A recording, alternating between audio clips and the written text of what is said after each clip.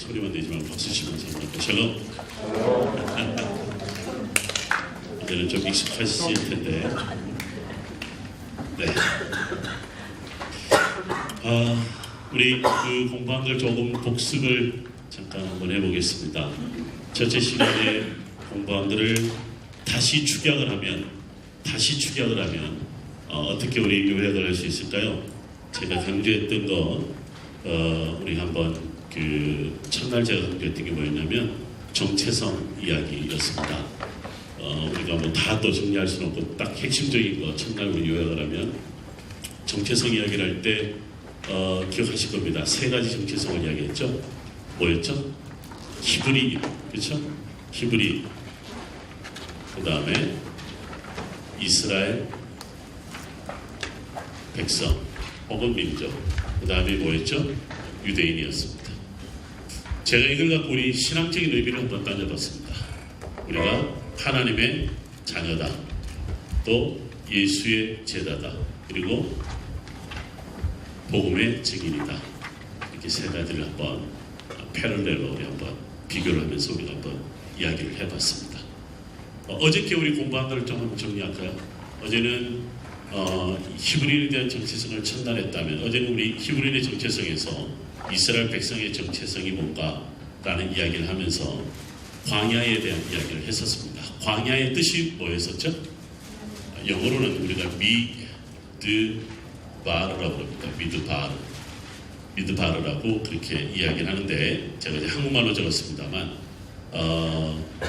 여기에서 미는 from이라는 뜻을 갖고 있다고 그랬고 드바르 혹은 우리가 보통 여기를 붙여서 다바르가 말씀이다. 그래서 말씀으로부터라는 뜻을 갖고 있다. 헬라어는 에레모스라는 말을 쓴다고 그랬습니다. 그래서 우리가 모세오경에 두 가지 법이 있는데 첫 번째 법이 시내산법이다. 시내산법이 선포된 장소가 무슨 광야라고 그랬죠? 신의 광야다 혹은 신광야다. 출애굽기 19장 1절 이야기를 했었죠. 그 다음에 두 번째 법을 신명기 법이다. 기억나실 겁니다. 신명기 법이 선포된 장소가 어디였었죠? 신명기 1장 1절에 아라바 광야다. 그래서 모세오경, 이스라엘 사람들이 토라라고 말하고 율법이라고 말하는 모세오경의 핵심은 말씀이 선포된 장소는 아니 하나님과 이스라엘 백성들이 약속을 맺었던 장소는 한 단어로 광야이라고 이야기를 했죠. 그래서 광야는 인내하는 곳이자 뭐하는 곳이다? 하나님의 말씀을 듣는 곳이다 라고 이야기를 합니다. 그래서 이스라엘 사람들은 역사적으로 지금까지 그들은 역사적 신앙이라는 말을 굉장히 좋아하는데 그 역사적 신앙이라고 할 때 그 역사는 광야의 역사에서 그들은 그 역사를 이야기를 하고 있다. 그런 이야기를 한 적이 있습니다. 제가 근데 여기에 덧붙인 게 하나 있죠. 그 광야라고 말하는 미드바르는 동사적인 의미로도 지금 말하고 있다라고 이야기를 했었습니다. 그 이야기를 하나 했고 두 번째는 무슨 용어를 강조했었냐면 기억나실 겁니다. 우리가 보통 야훼라고 이야기를 할 때 이 사람들은 우리가 보통 YH, WH 자음 4개를 보통 이야기를 합니다. 여기에 죄송합니다. 모음 2개를 붙인 겁니다. 그래서 야훼라고 할 거냐 아니면 WH의 발음을 없애고 야외라고 할 거냐 아니면 어떤 경우는요 이렇게도 발음을 하고 이렇게도 발음을 하고 이렇게도 해서 예호와라고 발음을 할 거냐 이런 이야기를 하는 것에서 이야기를 했습니다. 이건 더 들어가면 졸릴 것 같고 이것을 제가 세 개의 동사로 나눌 수 있다고 그랬죠. 우리가 그가 계셨다. 두 번째는 그가 계시다. 세 번째는 그가 계실 것이다. 이렇게 이야기를 조금 여기서 제가 졸리든가 말든가 제가 그래도 하나 꼭 강조해야 될 게 있습니다. 구약의 언어든지 신약의 언어든 특히 구약의 언어들은요 성경의 출발점인 구약의 언어는 시제가 있는데요 놀라운 사실은 과거, 현재, 미래라는 시제가 없습니다. 두 가지 시제만 있습니다. 미완료가 있고 완료만 있습니다. 자, 옛날 문법책 시간에 졸았던 거 잠깐 다시 졸 시간이겠지만 잘 들어보세요. 미완료라는 뜻이 뭐냐면요 완료라는 게 뭐냐면 과거에서부터 있어왔던 일이 계속돼서 지금까지 일어나는 일을 완료라고 합니다. 미완료는 먼저 지금 일어나고 있는 일이 계속되는 것을 미완료로 한다. 그럼 두 개의 완료와 미완료의 공통점이 뭐죠? 지금입니다. 지금입니다. 그럼 성경의 언어는 뭐죠? 지금 언어를 말합니다. 성경의 모든 언어는요, 과거에서부터 계속되어 왔던 하나님의 말씀이 지금도 들려지고요. 지금 내가 만나는 하나님의 말씀이 어떻게 계속 들려지는 거예요. 그래서 성경의 이야기는 고대의, 과거의, 옛날의 유대인의 이야기로 그렇게 우리가 이야기한다는 것은 한마디로 무식한 이야기입니다. 무식한 이야기입니다. 혹시 역사를 전공하거나 사회학을 전공하거나 혹은 철학을 전공하는 사람이 있습니까? 인문학적인 어프로치를 하는 분이 있습니까? 여러분 선생들이 뭐라고 이야기하는지 아세요? 미래의 일은 어디서 답을 찾는다? 과거에서 찾는다. 오늘 우리가 갖는 질문은 어디에서 답을 찾는다? 과거에서 답을 찾는다. 그래서 보통 우리가 인문학을 공부하면 반드시 다루는 게 뭐예요? 고대 역사입니다. 고대 문헌입니다. 고대 역사와 고대 문헌을 다루면 대체적으로 어디까지 가냐면 주전 5세기, 조금 더 가면 주전 7세기까지 갑니다. 근데 대부분 다 5세기를 다루면 어디를 말하냐면 헬라 시대를 다루게 됩니다. 왜냐하면 떠돌아다니는 이야기를 드디어 문헌으로 남긴 사람들이 대부분 다 여러분들 이상한 이름들 많이 들어보셨을 텐데요. 그게 바로 헬라의 현인들, 철학자들입니다. 그리고 난 다음에 여러분 4세기부터 등장하는 사람이 잘 아시는 대로 아리스토텔레스, 소크라테스, 플라톤 이런 사람들에 의해서 이제 고대 문헌들이 등장을 하게 되는 거 아니겠어요? 그런 것처럼 성경은 그 이전부터 이미 역사를 가지고 있는 거예요. 그러다 보니까 보통 성경의 이야기는 마치 오늘의 이야기를 과거에 우리가 답을 찾는 것처럼 성경을 통해서 우리가 오늘의 우리 또 앞으로 우리가 이 역사를 어떻게 살아가야 되지 할 때 그 답을 거기서 찾을 수 있다라고 이야기를 하는데요. 하나님의 이름 속에 사실은 제가 과거, 현재, 미래로 이야기를 했지만 사실은 시제가 두 개라고 하는 거죠. 완료와 미완료로 하나님의 이름을 말할 수 있다. 그래서 성경의 이야기는 우리 단순히 기독교인들의 성경을 막 믿음으로 보는 사람들만의 책이 아니라 많은 인문학자들조차도 문학을 하는 전공을 하는 사람들도 성경을 빼놓지 않고 읽습니다. 많은 이야기들을 갖고 있는 것을 볼 수 있습니다. 근데 우리는 이제 믿음의 눈으로 이렇게 보는 거죠. 어저께 우리가 이 이야기를 했었습니다. 이 이야기를 하면서 성경 지리적인 부분을 우리가 다뤘던 적이 있어요. 성경 지리를 이야기를 할 때 히브리인의 정체성이든 이스라엘 민족의 정체성이든 간에 부르심을 받은 백성이 약속의 땅에 섰다. 거룩한 땅에 섰다. 오늘 우리가 뭐냐면 신앙의 중심지에 서다라고 하는 거예요. 어떻게 보면 굉장히 방대한 이야기가 점점 한 포인트를 향해 가고 있다라고 여러분들 보시면 되는데요. 예를 들어서 아브라함 이야기할 때 여러분들 우리 역사 이야기를 한번 풀어보면 좀 광대하게 넓게 그 역사 이야기를 풀어갔었습니다. 그의 고향이 갈대아 우르였죠. 제가 조금만 여러분들 오늘 시간을 갖고 말씀드리면 아브라함이 드디어 갈대아 우르를 떠날 때는 고대 역사에서 아주 중요한 일이 발생을 했을 때 엄청난 유민들이 우르와 바벨론 지역에 발생을 합니다. 그때는 우리가 역사적으로 이렇게 이야기합니다. 초기 청동기 시대에서 중기 청동기 시대로 넘어갈 때 엄청난 역사의 대전환이 일어날 때가 바로 아브라함이 움직일 때 그때 일어났다라고 봅니다. 그래서 여러분들 창세기 11장에 보면 온 땅의 언어도 하나고 말도 하나다. 그래서 그들이 바벨탑을 쌓았다 이야기를 하시죠. 그 언어를 우리가 보통 아카드어라고 이야기를 해요. 수메르 문헌을 소위 글로 남긴 아카드어 문헌인데 그때 굉장한 혼란이 일어났던 시점을 보통 그 역사적 배경으로 이야기를 하고 있습니다. 저는 이제 그 문헌들에 대한 관심이 있어서 많이들 이제 접해보는데요. 흥미롭게도 아브라함이 이동한 시기가 그 당시에 수메르 문화에 굉장히 변혁기 때 일어났다. 그 역사의 배경을 보면요. 지금 그냥 제가 크게 그림을 한번 그려보면 메소포타미아 문명에서도 남부 지역이에요. 남부 지역. 그 다음에 메소포타미아 지역에서 북부 지역에는 하란으로 넘어갑니다. 하란으로 우리가 보통 넘어간다라고 할 때 메소포타미아지만 나중에 이 지역은 뭐로 바뀌냐면 아람의 땅으로 바뀝니다. 아람 제국. 그 다음에 이제 여러분들 지중해가 이래 있다라고 할 때 여러분들 이 지역이 오늘날 오스만 터키, 오늘날 터키 땅인데 여러분들 이 제국을 아브라함이 이동할 때 이 제국을 누가 차지하고 있었냐면 우리 성경의 헷 족속이라고 그러죠. 헷 족속이 바로 히타이트족입니다. 히타이트족이죠. 여러분 혹시 터키를 성경에서는 뭐라고 그러냐면 소아시아, 아시아라고 그러죠. 여러분 그 아시아가 우리가 말하는 아시아가 에이지아, 아시아라는 말과 같다고 생각하시면 안 됩니다. 여러분들 우리가 성경이 말하는 헬라어로 말하는 아시아는 히타이트 언어에서 온 말입니다. 아사와라는 말에서 나중에 아시아라는 말이 사용되는데 누가 그렇게 사용했냐면 로마 시대에 사용하게 됩니다. 소아시아는 전체 넓은 아시아 지역 중에서 여러분들 왜 일곱 교회 바울이 세웠다, 초대교회가 세워졌다, 일곱 교회 아시죠? 여러분 요한계시록에 나오는 그 교회들이 대부분 다 터키 땅에서도 서쪽에 만들어져요. 서쪽에 대부분 여러분들 지도 나중에 보면 알겠지만 이 지역을 우리가 보통 헬라 시대에는 이오니아 지방 이렇게 부릅니다.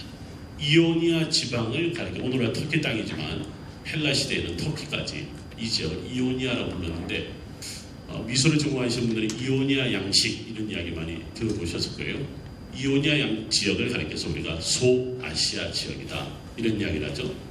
자, 히타이트, 아람, 메소포타미아 이 지역에 여러분들 우리가 아는 대로 나중에 아수르 제국이 등장하고 바벨론 제국이 등장하고 오늘날 이라크 땅을 중심으로 한 페르시아 제국이 일어나고 그 다음에 이제 여기가 이스라엘 땅인데요. 이스라엘 땅에 이집트, 나일강 문명이 일어나고 바로 이 지역에는 지중해 지역을 상대로 모든 무역을 벌였던 페니키아 사람들이라고 해요. 여러분 페니키아 상인이라는 걸 들어보셨을 거예요. 주전 13세기를 중심으로 무역을 엄청나게 이 지역에 성행을 했던 사람들입니다.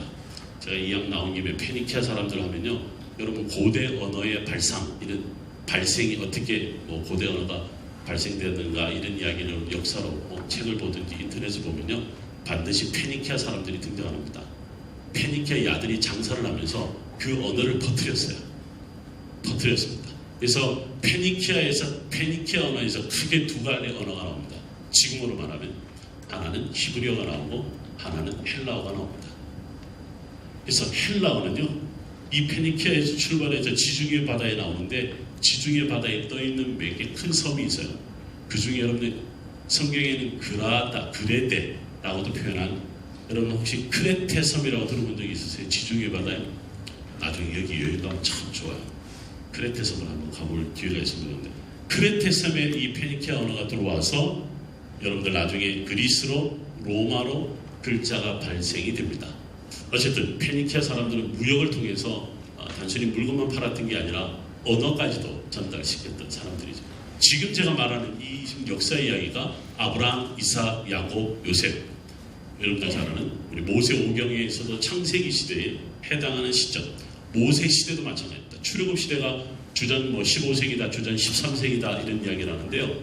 그때도 이 지역이 굉장한 지금 제가 말한 거대한 제국들이 서로 패권 싸움을 할 때에 역시 그 역사의 중심에 모세 시대가 있었던 것을 볼 수가 있는 거죠. 자, 이렇게 보면요 성경에 나오는 이 이스라엘 땅의 이야기는 다시 한번 정리하면 페르시아, 바벨론, 아수르, 아람, 페니키아, 히타이트 그리고 이집트. 근데 어느 날 갑자기 바다에서 이상한 사람들이 몰려와요. 그 사람들이 누구냐면 블레셋 사람입니다. 블레셋이 뜻이 뭐냐면 영어로는 팔레스타인 그래요. 팔레스타인 혹은 블레셋이 뜻이 뭐냐면 바다 사람이다 그렇게 이야기합니다. 이 바다 사람들이 어느 날 이렇게 들어오는 거죠. 여러분 이스라엘이라는 나라 굉장히 복잡하죠. 이런 땅에 부르심을 받았다 이렇게 보는 거죠. 그렇게 해서 역사가 시작되는데 자 이것이요 성경의 모든 배경에 나오는 이야기를 우리가 봅니다. 그런데 이 중에서 하나님이 다른 땅이 아니라 바로 이스라엘 땅, 가나안 땅, 약속의 땅, 또 아름다운 땅, 젖과 꿀이 흐르는 땅, 부족함이 없는 모자람이 없는 땅, 또 이런 이름으로 우리가 이 땅에 집중하게 됩니다. 드디어 이스라엘 백성들이 가나안 땅에 들어와서 여호수아를 앞세우고 전쟁을 통해 가나안 땅을 정복하게 됩니다.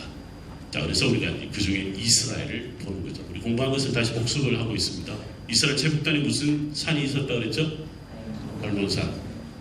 높이가 2840m 이르렀다 그렇죠? 요단강이 시작된다 그랬습니다. 여기에 한 170km, 70km 정도 떨어진 점에 뭐가 있다? 갈릴리 호수가 있다. 130km 떨어진 점에 뭐가 있다? 사해가 있다. 이렇게 이야기를 했습니다. 그 다음에 이제 지중해가 있다 이렇게 이야기를 했었고요. 우리가 오늘날 가데스 바네아가 이제 여기인데요. 여기가 고센 땅이다 이렇게 보면 가데스 바네아에서 드디어 정탐꾼들을 보냈었다 이렇게 이야기를 합니다. 정탐꾼들을 보낼 때 모세가 네겝을 따라 산지로 올라가라 그렇게 이야기를 했었습니다. 어저께 여러분들 저와 공부했던 분들은 네겝이 어디 있는지 산지가 어디 있는지 해안이 어디 있는지 우리가 대충 감을 잡았었으리라 생각이 들지만 혹시 또 모르는 분들 위해서 복습을 하겠습니다. 여기가 가데스 바네아에서 드디어 가나안 땅 누를 때 네겝 지역은 이 남쪽 지역을 네겝이라고 부릅니다. 네겝 혹은 네겝라고 이야기를 했습니다. 산지로 올라가라 했을 때 그 산지는 여기서 이렇게를 우리가 산지라고 부릅니다. 이 지역을 사마리아 산지, 베냐민 산지, 그 다음에 유다 산지 이렇게 불렀습니다. 그 다음에 이 지역을 우리가 해안이라고 불렀을 때 이 지역을 반으로 잘라서 이 지역을 블레셋 땅, 샤론 평야. 그 다음에 여기에 또 산이 하나 있습니다. 이 산이 뭐냐면 갈멜산입니다. 갈멜산을 넘어서면 여기가 레바논의 두로와 시돈 지방이 있는 그런 곳이죠. 요 사이를 우리가 보통 평지라고 부르기도 합니다. 그 다음에 요 지역을 가리켜서 요단 계곡이다. 그 다음에 요 지역을 가리켜서 요단 현산지다. 여기를 뭐라고 이야기를 했죠? 이 지역을 갈릴리다 이런 이야기를 했었습니다. 네, 좀 이따 제가 보여드릴 텐데 제가 일단 그림을 먼저 보여드리고 여러분들이 리마인드를 할 수 있는지를 다시 한번 이렇게 봅니다. 여러분 보세요. 이게 물론 여기 저 밑에 바다가 있습니다. 홍해가 있습니다. 홍해가 있어요. 홍해가 있는데 헐몬산에서부터 홍해까지 거리를 500km입니다. 그리고 난 다음에 여기서부터 요단강을 기준으로 해서 110km입니다. 대한민국의 4분의 1밖에 안 됩니다. 아브라함이 어떤 사람입니까? 지금 우리 아브라함뿐만 아니라 족장들을 비롯한 모세 이야기까지만 해도 광야 40년의 배경을 가질 때만 해도 이 역사 이야기가 굉장히 방대했었습니다. 그리고 드디어 여호수아가 드디어 가나안 땅을 정복합니다. 정복한 이야기는 이 땅에만 집중됩니다. 이때부터 땅의 경계가 정해집니다. 이때부터 땅의 경계가 정해집니다. 오늘 제가 드디어 여러분들이 받았을 페이퍼를 한번 읽어보겠습니다. 혹시 이 페이퍼를 갖고 계시면 좋겠습니다. 네. 그동안 이거 혹시 또 잘 안 본다고 안 들고 다니신 분 있다면 꼭 챙기시기 바랍니다. 자, 여러분들 여기서 페이퍼 첫 번째 페이지 실로 하나님의 백성 신앙의 중심지에 서다라고 하는 것에 두 번째 문단의 셋째 줄에 보면 사사기 20장 1절에 땅의 경계가 나오죠. 어디서부터 어디까지? 단에서부터 부엘셰바까지 라고 이야기를 해놨습니다. 잘 들으셔야 됩니다. 우리가 이스라엘 땅이 뭐죠? 그러면 밑도 끝도 없이 단에서부터 부엘셰바까지 이렇게 이야기를 합니다. 지금 왜 제가 밑도 끝도 없이 이야기를 하죠? 지금 제가 말하는 단에서부터 부엘셰바까지는 여호수아 이후의 땅의 경계입니다. 그 이전까지는요 참 많은 땅으로 족장들이 다녔습니다. 그렇죠? 야곱은 참 여러분들 불쌍하지 않아요? 제가 왜 불쌍하다 하냐면 하란에서 할아버지는 부르심을 받아서 가나안 땅으로 왔잖아요. 야는 형하고 문제가 있었잖아요. 나중에 여러분 이스라엘 오시면 제가 팥죽 한 그릇을 맛보여 드릴 겁니다. 그놈의 야곱이가 팥죽 한 그릇 때문에 장자권을 샀죠? 아닌가? 맞죠? 그 팥죽은 실제 우리가 말하는 팥이 아닙니다. 사실은 녹두입니다. 녹두. 갈멜산에 요즘 제가 뚫어놓은 식당 하나가 있어요. 그 식당 할아버지가 나만 가면 히브리 말로 아다심이라고 그래요. 그 아다심을 꼭 내놔. 근데 밥맛 없는 우리 연세에 있는 분들은요 그거 맛을 이렇게 살짝 보고 오! 짜장면이다 뭐 이래요. 이게 그걸 밥하고 비벼면 꼭 짜장밥 같아. 한 그릇 걷더니 이제 드시는 분들이 있습니다. 제가 장자권을 살 수 있는 팥죽 한 그릇 꼭 오셔야 되는데 오실 거죠?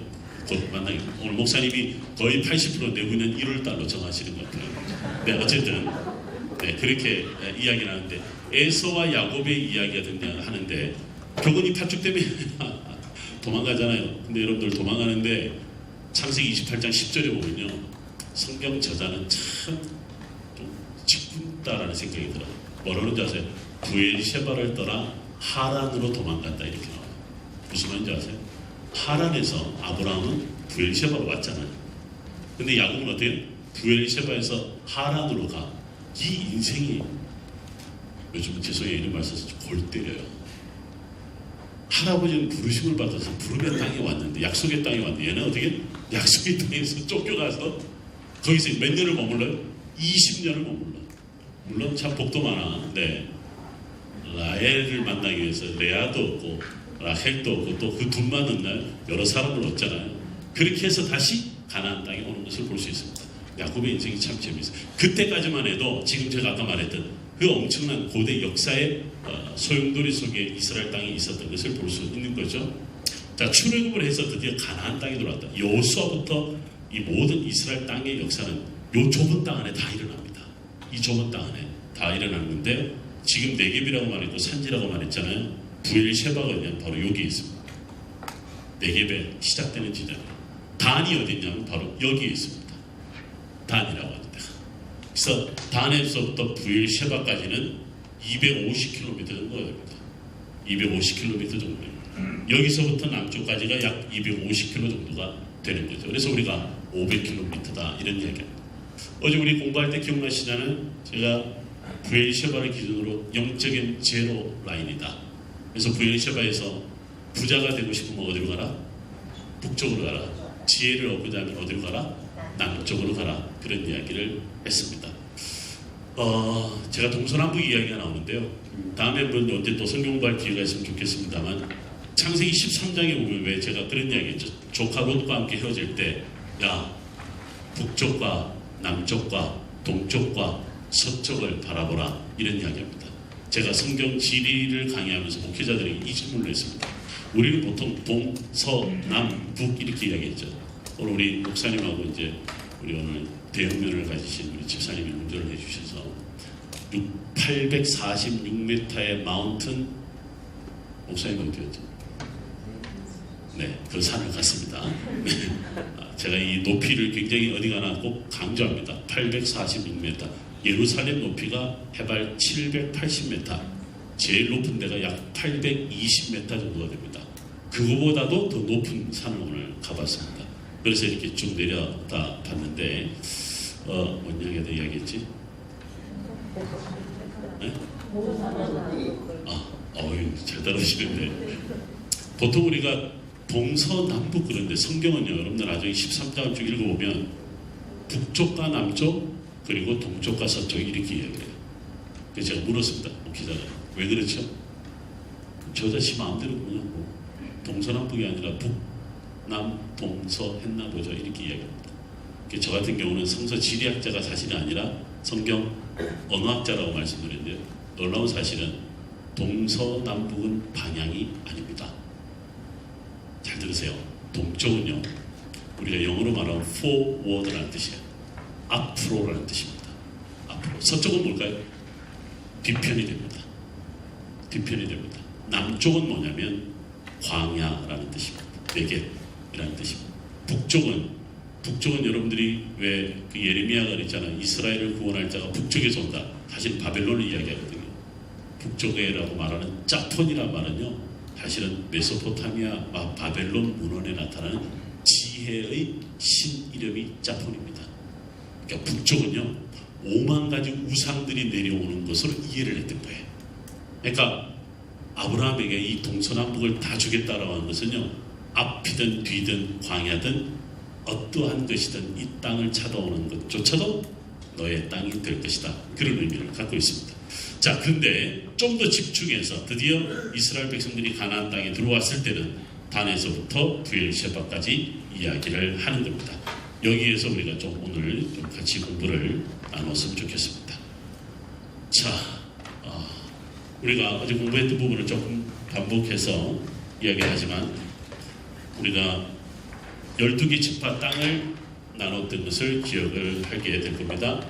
자, 오늘은 이걸 조금 자세히 한번 보겠습니다. 베냐민 땅이 보이나요? 유다 땅이 보이죠? 유다 땅과 베냐민 땅의 글자에서 보면요, 베라고 하는 말의 제일 끄트머리 거기가 예루살렘입니다. 베냐민 땅에는 우리가 말하는 베델이라는 땅이 있습니다. 베냐민 땅 바로 위에 무슨 글자가 보이죠? 바로 왼쪽에 에브라임이 보이시나요? 에브라임. 에브라임 땅 안에 뭐가 있냐면 실로가 있습니다. 실로가 있습니다. 그 다음에 므낫세가 보이죠? 므낫세라고 할 때 세라고 하는 글자 바로 위쪽이 사마리아 지역입니다. 세겜 땅입니다. 그래서 사마리아, 세겜, 그 다음에 실로, 그리고 베델, 그리고 예루살렘, 이렇게 볼 수 있습니다. 여러분, 유다와 시몬이 보이죠? 시몬 할 때 십자라고 하는 글자 위가 바로 브엘세바 땅입니다. 12개 지파로 이야기를 한다라면 그렇게 볼 수 있습니다. 그 다음에 므낫세가 저 위도 있죠? 그래서 우리가 므낫세 반지파라는 이야기를 합니다. 므낫세 반지파가 왜 이렇게 나눠지게 됐죠? 네, 여러분들 기억할 겁니다. 민수기서 31장 2장을 읽어보면 가나안 땅을 점령할 때 루벤 지파, 갓 지파, 므낫세 지파 일부가 우리는 요단강을 건너가지 않겠습니다. 여러분, 싸가지 없는 질문을 합니다. 요청을 합니다. 왜 싸가지 없는지 여러분들, 죄송합니다. 이 목사가 싸가지라고 해서 4가지 없이 질문을 하고 있습니다. 모세가 열받아요. 어떻게 너희들이 그럴 수 있느냐라고 하는 거죠. 요단강을 건너가야 되는데 왜 안 건너가냐? 아마도 이 땅에 대한 정보를 미리 얻었던 것 같아. 그래서 우리는 좋은 땅에 살겠습니다. 그랬던 거죠. 그래서 모세하고 하나님하고 이 2개 반지파하고 어떻게 딜을 하는 줄 아세요? 좋습니다. 가나안 땅에 정복할 때 우리가 뭐 한다? 선봉에 서겠습니다. 그래요. 그리고 난 다음에 므낫세 지파 같은 경우는 반이 나뉘는 것을 볼 수 있습니다. 그 다음에 여러분, 납달리 보시죠? 납달리 보니까 갈릴리 호수가 거기 들어가는데 갈릴리 호수로 흘러도는 요단강의 물줄기가 3가지의 물줄기가 있습니다. 저걸 우리가 다 발견이 됐는데요. 하나는 단 스트림, 중앙에 있는 제일 위에 있는 그 물줄기는 헐먼 스트림, 그 다음에 맨 밑에 있는 하나의 줄기는 스닐 스트림, 이렇게 이야기합니다. 스트림 3개가 모여서 뭐가 되냐면 리버가 되는 겁니다. 강이 되는 겁니다. 그래서 요단강이라고 하는 것은 3개의 물줄기, 스트림이 합해져서 조르단 리버라고 하는 것이 만들어져서 갈릴리 호수로 흘러들어가는 거죠. 여러분들이 곧 저와 함께 가게 되면 저 물줄기 중에 2개의 물줄기를 만나게 되는데요. 지금 저희가 납달리라고 되어 있지만 나중에 저기 물줄기를 차지하는 3줄기를 나중에 누가 다시 차지하냐면 단 지파가 그쪽을 다시 차지합니다. 그래서 원래 단 지파는 밑에 여러분들 땅을 분배받았습니다만 이 땅을 포기하고 납달리 지역으로 가버립니다. 잘한 짓일까요? 못한 짓일까요? 여러분들이 성경을 열심히 읽으셔야 돼요. 사사기 1장부터 21장까지 중에 여러분들 18장, 19장, 20장을 반드시 읽어야 됩니다. 이때 이 단 지파가 어떤 짓을 벌이는지를 보셔야 돼요. 이 땅을 포기하고요, 저 땅을 정탐꾼들이 찾아가서 저기가 조싸우냐고 저로 이동을 해버립니다. 잘 들으세요. 혹시 이런 이야기 들어보셨어요? 단지파가 사라졌습니다. 사라졌는데 알고 보니까 시베리아로 갔네. 시베리아에 있던 단지파가 사라졌네. 한반도의 백두산으로 갔네. 그 단이 바로 단군이 되셨고, 단군이 되셨고, 대한민국은 한민족은 단지파에 못 들어보셨어요? 이 이야기? 알이랑이라는 말 못 들어보셨어요? 알이랑 선교회 오늘 밤에 들어가서 찾아보세요. 이게 여기서 알이랑이 아리랑과 관련해서 알이랑이라고 하는 게 있습니다. 네. 그래서 우리는 유대인 지파 중에 한 지파다라고 이상한 이야기를 했습니다. 그래서 우리는 하나님이 선택한 백성이다. 공교롭게요, 코레아라는 말이요, 히브리어로 이게 음이 같이 들리는 게 있습니다. 코레가 뭐냐면 불렀다라는 뜻이에요. 코레아 할 때 끝에 아는, 공교롭게도 아가 야가 될 수 있는 히브리어로 쓰여져 아나 야가 뜻이 뭐냐면 하나님이라는 뜻입니다. 바로 말은 이 코레아는 하나님이 부르셨다 라고 해석하는 알이랑의 선교에 성경을 히브리어를 가르쳐 놨더만 엉뚱한 짓을 하시는 분들이 가끔 있습니다. 그래서 자기는 어떤 분이 페이스북에 내가 한국이 말이야 하나님이 부르셨다라는 뜻을 갖고 있대. 누가 막 그 페이스북에 올리니까 또 열심히 또 퍼다갖고 날라요. 네, 이분이 같은 주장은 뭐냐면 단군이 단지파의 단이라고 믿고 계시는 분들이 이야기를 합니다. 제가 왜 이런 농담 섞인 이야기를 하냐면 근데 꽤 많은 분들이 이걸 따르는 분들이 있습니다. 따르는 분들이 있는데 제가 히브리어를 좀 하니까 어떤 분이 그래요. 그 단군의 그 단의 세력이 태백산맥을 타고 쭉 내려가서 경상남도의 울산에 도착을 했다고 이러네요. 그게 제가 원래 킴이 다윗 킴이다 뭐 이런 말도 안 되는 이야기를 혼자 떠들어 본 적이 있습니다. 자, 그건 농담이고요. 제가 이야기하는 건 무슨 말이냐면 여러분 나중에 요한계시를 읽어보면 하나님이 마지막에 12개 지파의 이름을 불러요. 축복을 하세요. 그 지파 중에 빠진 이름이 누군지 아세요? 단지파입니다. 단지파입니다. 단지파는 소리 소문 없이 사라집니다. 그걸 우리가 추적을 해보면 단은 뭔가 실수를 했습니다. 뭔 실수를 한 줄 아세요? 하나님이 처음에 준 땅. 여러분 지금 우리가 배웠던 말 중에 거류하다는 이야기 들었던 기억나시죠? 거류한 백성들이 드디어 12개 지파의 땅을 차지해서 뭐예요? 거류민이 아니라 정착민이에요. 정착민은요 뭐냐면 우리가 영어로 헤리티지란 말은 유산이란 말이죠. 하나님이 헤리티지로 준 땅이에요. 저 땅이. 근데 저 땅을 지들이 포기를 해버리고 어디로 도망을 갔냐면 납달리 물이 시작되는 곳으로 이주를 해버렸습니다. 왜 저 땅을 포기했을까요? 단지파 여러분 상상해 보시죠. 왜 단지파가 분배받은 땅을 포기했을까요? 누구 때문에? 블레셋 때문에. 블레셋 때문에. 그래서 이스라엘의 초기에 오늘 우리가 그 이야기 할 겁니다. 블레셋은 누구도 감당할 수 없는 강력한 세력이었습니다. 암몬을 이겼어요. 누가? 사울이. 그래서 암몬을 얕잡아 보기 시작합니다. 그런데요 블레셋을 이길 수 있는 방법이 없는 겁니다. 사울도 블레셋을 이긴 적도 있지만 결국은 블레셋 때문에 사울은 그 왕의 지위마저도 흔들리게 됩니다. 근데 여러분들 나중에 블레셋을 이긴 왕이 누구예요? 다윗이 왕이 되기 전에. 기억나시죠? 블레셋을 이긴 유일한 사람이 누구냐면 다윗이었습니다. 그래서 근데 다윗이 소년이었잖아요. 여러분들 사무엘상 17장에 나오죠. 골리앗을 이겼잖아요. 골리앗을 이긴 이야기가 나오는데 여러분 이것 때문에 생겨난 유명한 동요가 있죠. 아주머니들이 빨래하면서 이 노래를 불러요. 무슨 노래예요? 사울은 천천히요 다윗은 만만히요 이런 이야기합니다. 근데요 역시 여기 사람들이 다윗은 10,000명밖에 안 이기나? 사울은 1,000명밖에 못 이기나? 이렇게 이야기를 하는데 저 이야기 한 번만 잠깐 들으세요. 제가 숫자를 갖고 풀어가는 성경 공부도 합니다. 성경에 많은 숫자가 나오는데 그 숫자가 다 의미가 있어요. 이 이야기하면 또 딴 데로 새기 때문에 제가 빨리 잘라야 됩니다. 한 가지만 이야기할게요. 여러분 우리가 단위, 이 아라비아 숫자를 표현할 때 단위를 어디서 끊어요? 천에서 끊어요.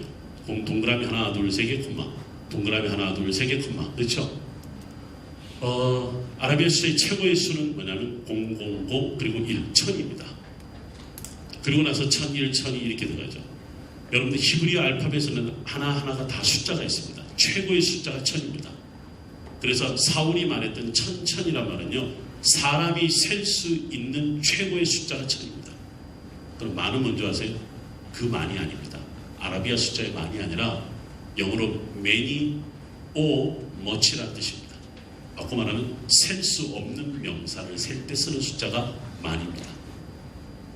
그래서 이제 사울은 사람이 셀 수 있는 숫자를 이길 수 있는 사람이었지만 다윗은 사람이 셀 수 있는 숫자를 넘어서는 사람이었다라는 뜻을 갖고 있어요. 여러분 여기 만만에서 온 말이 유명한 한마디가 뭐냐면 랍비라는 말입니다. 랍비라는 말이 여기서 나옵니다. 라브라고 해요. 우리는 라바이 영어로 이렇게 부르죠. 보통 우리가 라비 이렇게 부르는데 이스라엘 사람들은 라브라고 불러요. 라브가 뜻이 뭐냐면 만이라는 뜻이에요. 그래서 랍비들은 머릿속에 세상에 모르는 것이 없다라고 이야기를 합니다. 왜? 하나님이 지혜를 주기 때문에. 예를 들면 어떤 문제를 갖고 목사님을 찾아가면 목사님은 이렇게 이야기합니다. 기도합시다. 이렇게 이야기합니다. 랍비에게 찾아가면요. 기도합시다. 그러면 그 랍비는 자격이 없습니다. 모든 어떤 방법, 수단을 가리지 않고 이성적이고 합리적인 답을 해줘야 랍비입니다. 그래서 랍비는요 정말 머리통 속에 탈무드를 다 외우고 있다고 생각합니다. 15,000페이지 7년간 걸려야 공부할 수 있는 탈무드를 머릿속에 다 집어넣고 어느 랍비는 어느 시대에 어떤 이야기를 했는데 내 생각에는 너의 문제는 이분이 말했던 것을 비교하면 너는 내가 볼 때는 답을 찾을 수 있어. 그래서 유대인들은 법대생이 많고 변호사가 많아. 머릿속에 어릴 때부터요 이 문제의 근원을 찾아가는 법을 배우게 됩니다.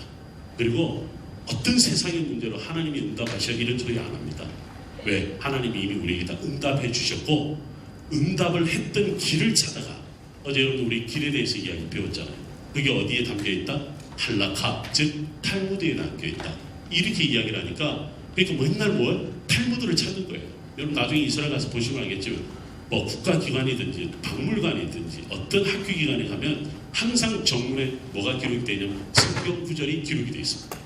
대통령이나 수상이 연설을 하잖아요. 제일 먼저 하는 우리를 말하면 농담, 조크 한마디 던지잖아요. 뭐 여러분들 웨스턴 컬처에 살아가는 분들은 그런 이야기는 유대인들은 그런 말 하지 않습니다. 탈무드의 한 구절을 가지고 와서 탈무드 언어는 아람어로 되어 있기 때문에 아람어로 쫙 엎고 난 다음에 그리고 나서 연설을 스피치를 시작합니다. 그만큼 모든 유대인들은 거기서 답을 찾는데 그 답이 뭐냐면 하나님이 우리에게 이미 길을 다 알려줬어. 그 길을 우리가 제대로 찾기만 하면 되는데 그 길을 가르쳐주는 사람이 누구냐? 바로 랍비라는 거죠. 다시 돌아갈게요. 버뜩하면 또 빠져나가니까 다윗이라는 사람이 바로 하나님이 지혜를 주셔서 가야 할 길을 알고 있는 사람. 그러니까 블레셋을 이겼다 이렇게 보는 거죠. 여러분들 그렇게 블레셋을 상대로 싸워서 이긴다는 것은 대단한 하나님의 지혜가 아니면 할 수 없는 거죠.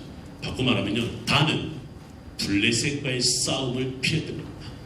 그래서 지들 마음대로 이동을 합니다. 그런데요 정탐꾼들이요 여러분 나중에 제가 말했던 사사기서 꼭 읽어보세요.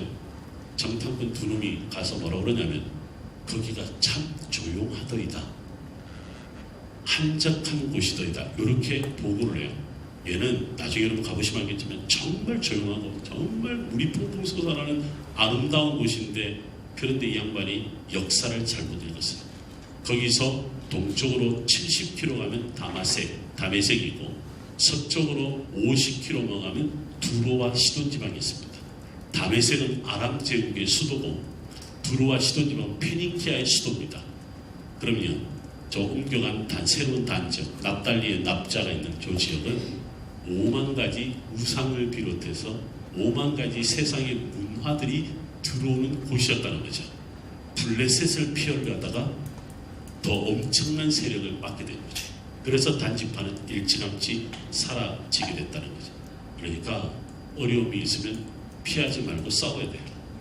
싸워야 또 다른 싸움에서 싸워서 이길 수 있는 거지. 제발 도망가지 마요. 도망가면 끝이 나. 여러분이 지금 제가 오늘 이스라엘 땅 이야기를 합니다만 요 좁은 땅 안에 250km 안에 동서가 110km 안에 여기서 이 사람들은 역사를 썼단 말이죠. 저 좁은 땅 안에 그 엄청난 역사의 소용돌이 속에서 그 땅이 바로 거기죠. 여러분 나중에 저와 함께 무깃도를 갈 거예요. 무깃도라는 지역이 요시아 왕이 죽은데요. 무깃도가 바로 신약 성경에서 말한 아마겟돈입니다. 나중에 아마겟돈 지역을 직접 가보게 될 텐데요. 아마겟돈, 오늘날의 아마겟돈이 어디냐라고 할 때 이스라엘을 가리킵니다.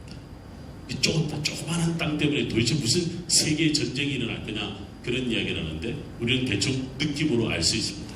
이스라엘 때문에, 예루살렘 때문에, 그 황금돔 때문에, 들썩이는 무대 예루살렘 때문에 우리가 내일 난예배 때 예루살렘에 대한 이야기를 제가 하겠습니다만 그 좁은 땅 하나 때문에 역사가 판도가 바뀌는 것을 볼 수 있습니다. 어저께 우리 봤던 부분이죠. 자, 금방 여러분들이 지파 땅으로 봤을 때 우리가 어느 땅인지 제일 볼 수 있습니다. 마운트 헐몬이라고 하는 것, 골란 하이츠 바산 땅, 그럼 암몬 땅, 모압 땅, 사해 산지, 그다음에 지중해, 그다음에 보시는 해안 평야 지역들을 여러분들 잘 보실 수 있습니다. 자, 그 땅 가운데 오늘 우리는 실로에 대한 이야기를 풀어가려고 합니다. 제가 오늘 실로 이야기가 이게 먼 길을 돌아왔는데요. 먼 길을 돌아온 이유가 있습니다. 제가 아까 말씀드렸죠. 바운더리가 굉장히 넓은 데서 점점 한 곳으로 정해지는 것을 볼 수 있습니다. 바꿔 말하면 이제 더 이상 이 민족은 그곳에서 거기서 예배하는 것이 아니라 바로 이곳에서 예배해야 한다라고 하는 중앙 성소가 생긴 겁니다. 이제는 다른 곳에서 예배할지라도 반드시 3대 절기, 여러분 나중에 성경 읽으면 알겠지만 6월절, 77절, 초막절 때는 반드시 실로로 올라와야 된다. 그렇게 이야기를 하는 거죠. 12개 지파가 땅을 분배하고 난 다음에 살아가는데 우리가 전문적인 용어로 이렇게 이야기합니다. 이 지파의 땅을 정착하고 난 다음에 이 사람들은요 오히려 느슨해졌다. 타이트한 민족으로 살아가기보다는 느슨해졌다. 이 느슨한 민족이 하나가 되어야 되는데 하나가 되려면 한 장소가 신앙의 중심이 되어야 된다. 그 이야기를 제가 첫 페이지부터 쭉 여러분들 설명을 그곳에 해놓은 것을 봅니다. 그 다음 페이지 넘겨보면요. 실로, 신앙의 중심지에서 제가 결론부터 뭐라고 이야기했냐면 쇠락한 폐허로 남게 된다. 그 이야기를 합니다. 자, 앞에 한번 여러분 보시면요. 지금 이곳에 박물관이 세워져 있습니다. 제일 위에 박물관이 세워져 있는데요. 지금 아브라함이 다녔던 곳, 요셉이 다녔던 곳, 야곱이 다녔던 곳, 그 길 위에 오늘날 길이 만들어져 있습니다. 실로 바로 옆에 제가 이 높은 곳에서 이쪽 방향을 사진을 찍었습니다. 여기 지역. 뭐 이렇게 봐서 여러분들 잘 모르실 텐데 어쨌든 실로로 가는 길, 실로에서 올라가는 길, 내려가는 길. 이 길로 여러분들 라헬도 지나가고 레아도 지나가고 다 지나가셨어요. 나중에 여러분들도 지나갈 거예요. 이로 지나갈 때 여러분들이 여기였구나 라는 것을 알 수가 있습니다. 자, 바로 이곳이 실로 광야 생활할 때 그들이 드디어 성막을 만들었었는데 성막을 드디어 실로에다가 만들었다라고 이야기를 합니다. 지도를 보시면 사해 바로 옆에 길갈이 보입니다. 여리고와 굉장히 가까운 곳입니다. 그런데 마이너스 300m입니다. 실로는 해발 900m에 있습니다. 제가 오늘 올라갔던 높이와 거의 비슷한 지역에 실로가 있습니다. 예루살렘은 그거보다 조금 낮은 그런 곳이죠. 세겜은 해발 960m까지 올라갑니다. 그리심산, 에발산이 더 높은 거죠. 여러분들 보시는 그 산보다도 훨씬 더 높은 곳입니다. 그래서 예루살렘에서 실로로 올라가는 산도 더 높고 세겜으로 올라가는 갈수록 산이 더 높아지는 것을 볼 수 있는데 지금 제가 4군데를 표시해놨습니다. 뭔가 여러분들 감이 잡히지 않으세요? 이스라엘 백성들 요단강 넘어오자마자 제일 먼저 예배했던 곳이 길갈이었습니다. 야곱의 12도를 취하여 예배했습니다. 그 다음에 여러분들 세겜에서 여호수아가 예배를 드립니다. 에발산 밑에서 예배를 드립니다. 그리고 난 다음에 어디서 예배를 드리냐면 실로에서 예배를 드리기 시작합니다. 근데 여러분들 아시다시피 실로가 파괴가 됩니다. 파괴가 돼서 이스라엘 민족은 흩어집니다. 나중에 누가 다시 등장하냐면 다윗이 등장을 하죠. 다윗이 등장하면서 그들의 예배 초소는 어디가 돼요? 예루살렘이 되는 겁니다. 지금 제가 표시한 이 지역이 가나안 땅에 들어와서 이스라엘의 역사의 중심지였던 예루살렘, 즉 다윗이 등장할 때까지 이 모든 것의 중심이 바로 이 네 지역을 중심으로 이루어졌다 이렇게 볼 수 있습니다. 자, 이게 뭐냐면 언약계의 이동 경로입니다. 여러분들 아마 무슨 말인지 아실 텐데요. 언약계가 이렇게 복잡하게 돌아다닙니다. 나중에 이 페이퍼를 꼭 여러분들 읽으셔야 됩니다. 제가 사실은 오늘 시간이 되면 하나 다 읽어야 될 중요한 내용들이 있어서 제가 일부러 오늘 제가 강의안을 여러분들에게 좀 보여드리고 꼭 읽기를 꼭 부탁을 드립니다. 이제는 제 이야기를 조금 좀 집중해서 한번 들어주십시오. 여호수아가요, 우리 공부했던 부분을 조금 복습을 하면 가나안 땅에 딱 들어와서 제가 볼 때는 모세보다 좀 쉬운 리더십이 생길 때가, 즉 쉬운 리더십으로 이스라엘 백성을 이끌 거다라고 하는 나름대로 기대를 했던 것 같아요. 무슨 말이냐면 40년 광야 생활 동안 충분히 훈련을 받고 요단강을 건너서 드디어 약속의 땅에 들어왔기 때문에 모세의 리더십과 다른 새로운 리더십이지만 그래도 40년의 광야와는 다를 거라 생각이 있었던 것 같아요. 그래서 이 여리고를 점령하고 난 다음에 아간이 전리품을 인마에 포개냈을 때 제가 볼 때는 충격을 받았던 것 같아요. 충격을 받아서 모든 전쟁을 다 수독합니다. 여러분 우리가 역사적으로 가나안 땅 정복이 얼마 동안이 다 이루어졌냐면요.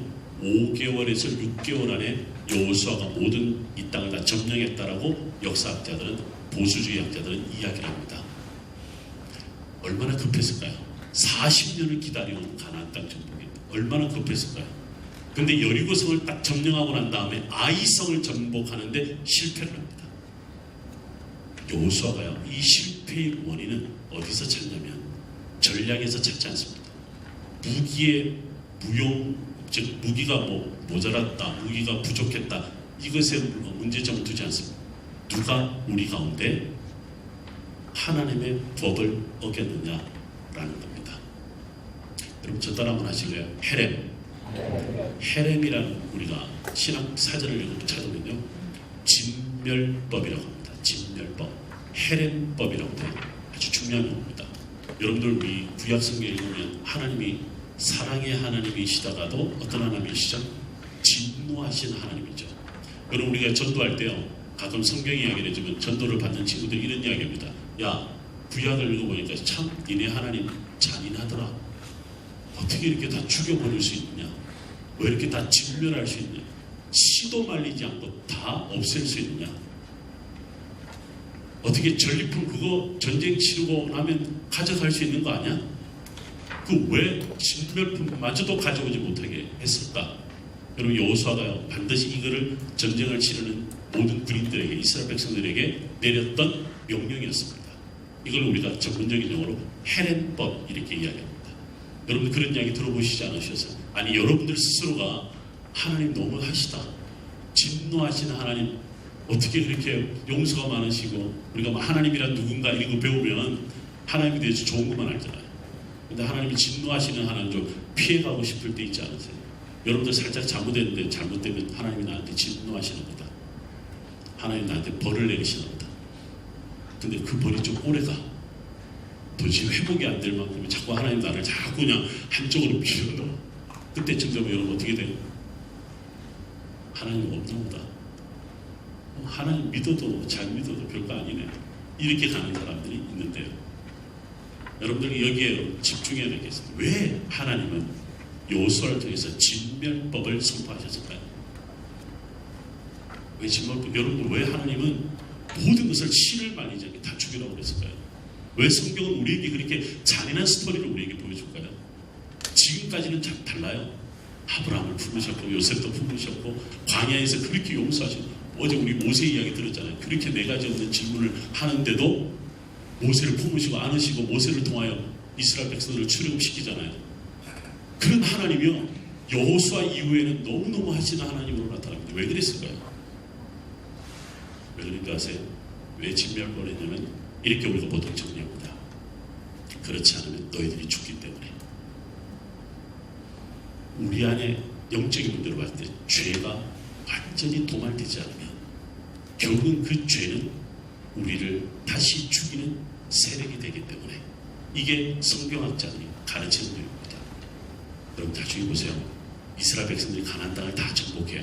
실로에서 그들이 예배를 드리고 정말 하나 되어 가는데 우물통 그들 사이에 뭐가 생겨나는 줄 아세요? 가나안 땅에 신들이 등장하고 가나안 사람들이 믿는 신들이 그들의 믿는 하나님의 자리를 대신하기 시작합니다. 완전히 진멸하지 않았다. 여러분들 기억나시죠? 여호수아마저도요, 가나안의 도시 20개 도성을 점령하지 못합니다. 결국은 점령하지 못한 도시가 존재했다고 하는 건요, 진멸하지 못했다는 겁니다. 진멸하지 못한 것으로 인해서 이스라엘은 그들을 통해 공격을 받습니다. 다름 아닌 그들이 어떻게 여호수아를 이겨요? 어떻게 12개 지파를 이겨요? 못 이겼습니다. 그런데 오히려 12개 지파가 무너지게 되는 경우는 뭐냐면요, 실로가 결국은 쇠락하고 타락하고 불타버리고 엘리 제사장마저도 죽게 되고 두 아들이 미친 짓거리를 하면서 결국은 제사장직을 잊지 못하는, 완전히 실로가 사라져버린 이유가 뭔 줄 아세요? 진멸하지 못했던 다른 신 때문에 그렇습니다. 자, 여러분들 지금도 잘 들어주셔야 되는 게 뭐냐면, 여러분 어제 저한테 이런 이야기 배워요. 여호와 이름, 야훼 이름 배웠을 때 하나님이란 말이 히브리어가 뭐였죠? 엘로힘입니다. 엘로힘이죠. 근데 나중에 엘로힘이 어떤 용어로 사용되는 줄 아세요? 우상이 됩니다. 여러분 열왕기상 18장에서 엘리야가 영적 싸움을 할 때 이런 이야기입니다. 니들 신은 어디 갔니? 졸고 있니? 마실 나갔니? 이런 이야기하죠. 이 이야기 참 재밌습니다. 야, 니들 신은 꾸벅꾸벅 조나보다. 니들 신은 놀러 나갔나 보다. 엘리야가 그렇게 농담을 잘하는 아주 그런 사람인지 몰랐어요. 저는 엘리야가 굉장히 스트레이트한 사람이고 또 스트레이트한 사람인 줄 알았는데 농담도 할 줄 알아요. 여러분 이때 말하는 다른 신, 놀러 가는 신, 우상, 이게 뭔지 아세요? 히브리 말로 엘로힘입니다. 이스라엘 백성들을 불러모아놓고 엘리야가 이런 말을 하죠. 너희가 어느 때까지 두 사이에서 머뭇머뭇하느냐. 여호와가 하나님이면 그를 쫓아라. 그렇지 않고 바알이 하나님이면 그를 쫓아라. 이런 이야기입니다. 제가 조금 잘난 척 한번 하겠습니다. 히브리어로 이야기할게요. 너희가 어느 때까지 두 사이에서 머뭇머뭇하느냐. 아드마타야테 포스힌 알 슈네이 스이핌 임 여호와 후아 엘로힘 레х 아흐라 임 바알 후아 엘로힘 레х 아흐라 이렇게 이야기합니다. 바꿔 말하면 여호와가 엘로힘이 아니라 누가 엘로힘이라고요? 바알이 엘로힘이 되는 겁니다. 이 사람들이요 하나님이 이름을 하면서 결국 여호와가 하나님이 아니라 바알이 하나님이 되어버린 겁니다. 놀라운 사건이 벌어집니다. 실로가 신앙의 중심지고 역사의 중심지고 드디어 그 족장의 시대가 지나고 출애굽의 시대가 지나고 광야의 시대가 지나고 심지어는 가나안 땅을 정복하고 정착했음에도 불구하고 여호와가 그들의 엘로힘이 아니라 바알이 엘로힘입니다. 여러분 제가 좀 더 바알 신이 어떻게 생긴지 보여드릴 거예요. 자, 이게 제사장입니다. 제사장 옷이에요. 엘리 비나스 아히밀 아히야 아비아달. 이게 우리가 보통 실록의 제사장들이다 이렇게 부르는데요. 머리에는 원래 폐에 뭐가 붙이냐면 여호와께 성별 가도실라도나이라는 말이 붙어져요. 여러분 흉패 붙어 있죠? 흉패가 저걸 우리가 뭐라고 그러죠? 에봇이라고 합니다. 에봇에 12개의 돌이 붙어져 있어요. 여러분. 다이아몬드가 붙어져 있어요. 그 12개가 뭘 상징해요? 12개 지파를 상징하죠. 견장의 어깨에 12개 지파 중에 6개 지파 각각의 지파 이름이 붙어져 있습니다. 그래서 뭐냐면 제사장 중에 대제사장은 저런 복장을 하고 성수와 지성수할 때 지성수에 들어가서 어떻게 해요? 이스라엘 백성들의 죄를 고백합니다. 그날이 무슨 날이죠? 대속죄. 유대인들은 지금도 대속죄를 지금도 지킵니다. 저 복장을 하지는 못해요. 어제 질문하셨던 것처럼 제사를 드릴 수 있는 성전이 없기 때문에 지금은 회당에서 그 일을 하죠. 저런 복장을 하지는 않습니다만 유대인들은 언제든지 황금돔을 치워버리고 거기다가 성전을 짓겠다고 해요. 그래서 성전을 짓겠다고 해서 제3성전이라는 말을 해요. 요즘에 한국의 김종철 감독이 제3성전 이야기를 참 많이 하고 다니십니다. 저하고 좀 생각이 다르긴 한데 제가 한 번은 그 양반이 운영하는 브레드 TV에 나가서 제가 인터뷰를 한 적이 있어요. 여러분 제가요 그래도 인터뷰 안 한다 해도 여러분들 가끔 유튜브에 들어가서 김진산 박사, 김진산 목사 보면 어떤 거는 뚱뚱하게 나오고 어떤 건 날씬하게 나오고 카메라를 어떻게 잘 했느냐. 제가 CTS에서 4개월간 성서특강을 했습니다. 에스라 성경학교 이렇게 해서 그 사진을 보면요 그때 이거보다 2배였거든요. 카메라를 얼마나 잘 잡았는지 이렇게 날씬하게 잡았어. 제가 국민일보에 2년간 글을 연재했습니다. 여러분 2013년도, 14년도, 15년도에 거쳐서 80회가량 정확하게 79회로 고고학으로 읽는 성서, 여러분들에서 고고학으로 읽는 성서 김진산 임미영 박사 이렇게 쳐보시면 또 뚱뚱한 사람이 하나 나옵니다. 그게 저예요. 왜 이렇게 사람이 달라 보이지? 그래서 네, 지금 보시면 이게 바로 드라빔이라고 하는 겁니다. 여러분들 드라빔 라헬 이야기 드라빔 아실 거예요. 저기 몸에 들고 다닙니다. 여러분 손 한번 펼쳐보실래요? 이렇게. 여러분 아세요? 바알 신상이 된 드라빔 신상이 이 손보다 크지 않습니다. 저보다 조그만합니다. 그래서 이렇게 몸에 들고 다니는 겁니다. 바알 신상조차도. 그래서 여러분들 솔직히 이야기해 보세요. 저하고 비슷한 경험이 있을 거예요. 어느 날 할머니가 절에 갔다 오셨는데 부적을 하나 갖고 오셔서 제 호주머니에 늘 넣고 다니라고 넣어주셔서 나는 몰라서 왜 할머니 여기다가 꿰매놨어. 그래갖고 진산아 니는 우리 집안 금영 김씨의 37대 손에 뭐 장손 3대 독자, 뭐 장손, 독자는 아니지만 장손이 있기 때문에 너는 큰일, 잘못되면 큰일 나니까 늘 여기다가 부적 하나를 붙여. 나는 그걸 몰라서 뭔지. 어느 날 보니까 베개 밑에도 하나 있고요. 어느 날 보니까 숟가락, 먹는 숟가락에도 새겨놓고요. 심지어는 제 이름을 또 바꿔놨어요. 김도현 이렇게 바꿔놨어요. 왜 이러셨어요? 절에 가니까 스님이 이름을 바꾸면 네 아버지 술꾼인데 너는 술꾼이 안 될 수 있어. 여러분들 우리가 보통 할아버지 술꾼, 아버지 술꾼은 그러면 3대가 최대의 술꾼이 나온답니다. 근데 제가 생긴 게 술을 잘 먹게 생겼잖아요. 아닌가? 네, 어쨌든 그러니까 진상아 너는 절대 그러면. 우리 할머니가 나중에요 절에 열심히 다니던 불자였었거든요. 보살이셨는데 왜 예수님 믿은 줄 아세요? 김진산이가 잘 되길 위해서. 손자가 잘 되길 원한다면 할머니는 종교까지가 다 바꿔버립니다. 그래서 돌아가실 때 집사님, 노복순 집사님 이러고 돌아가셨습니다. 할머니, 제가 이제 목사가 돼요. 예수님 잘 믿으시고 하나님 나라 가세요. 어냐 진상아, 내가 그래도 네가 잘 되는 걸 보니까 좋다. 그리고 돌아가셨어요. 그러니까 뭐 신앙이 있으셨는지 없는지 모르겠지만 손자가 잘 되니까. 그게 뭐냐면 항상 어릴 때 부적을 넣어주셨던 할머니가 생각나는데, 여러분 이 부적이 뭐냐면 바로 드라빈 같은 거고요. 바알 신앙 같은 거예요. 근데 여러분 보세요. 실로로에 가서 하나님을 만나려면 어려워. 높은 데 올라가야 되고, 근데 1년에 3차례밖에 못 올라가. 근데 드라빈, 바알은 뭐예요? 들고 다니잖아. 여러분 바알 신상이 뭘 상징하는 줄 아세요? 목양의 신이고 하늘의 신이고 비를 내리는 신이에요. 여러분들 아세라 신상이 뭔지 아세요? 땅의 신이에요. 풍요의 신이에요. 어머니의 신이에요. 그렇기 때문에 바알과 아세라는 항상 같이 다니는 거죠. 그래서 이 땅에 비가 내리지 않으면 누구한테 절을 해요? 바알에게 전해요. 절을 해요. 그래서 바알에게 절을 하면서 바알이여 나의 하나님이여, 바알이여 나의 하나님이여, 이따고 식으로 기도를 한 거죠. 하나님은 여호와는 없어지고. 이것을 제일 먼저 들었던 사람이 누구냐면 엘리야였던 거예요. 그래서 우리에서 선지자들 중에 가장 먼저 나타나는 선지자를 엘리야라고 이야기해요. 물론 모세를 말하기도 하지만 가나안 땅에 들어와서는 엘리야라고 이야기를 합니다. 그만큼 이 엘리야의 영적 싸움은 이때부터 시작되는 거예요. 이때부터 시작되는.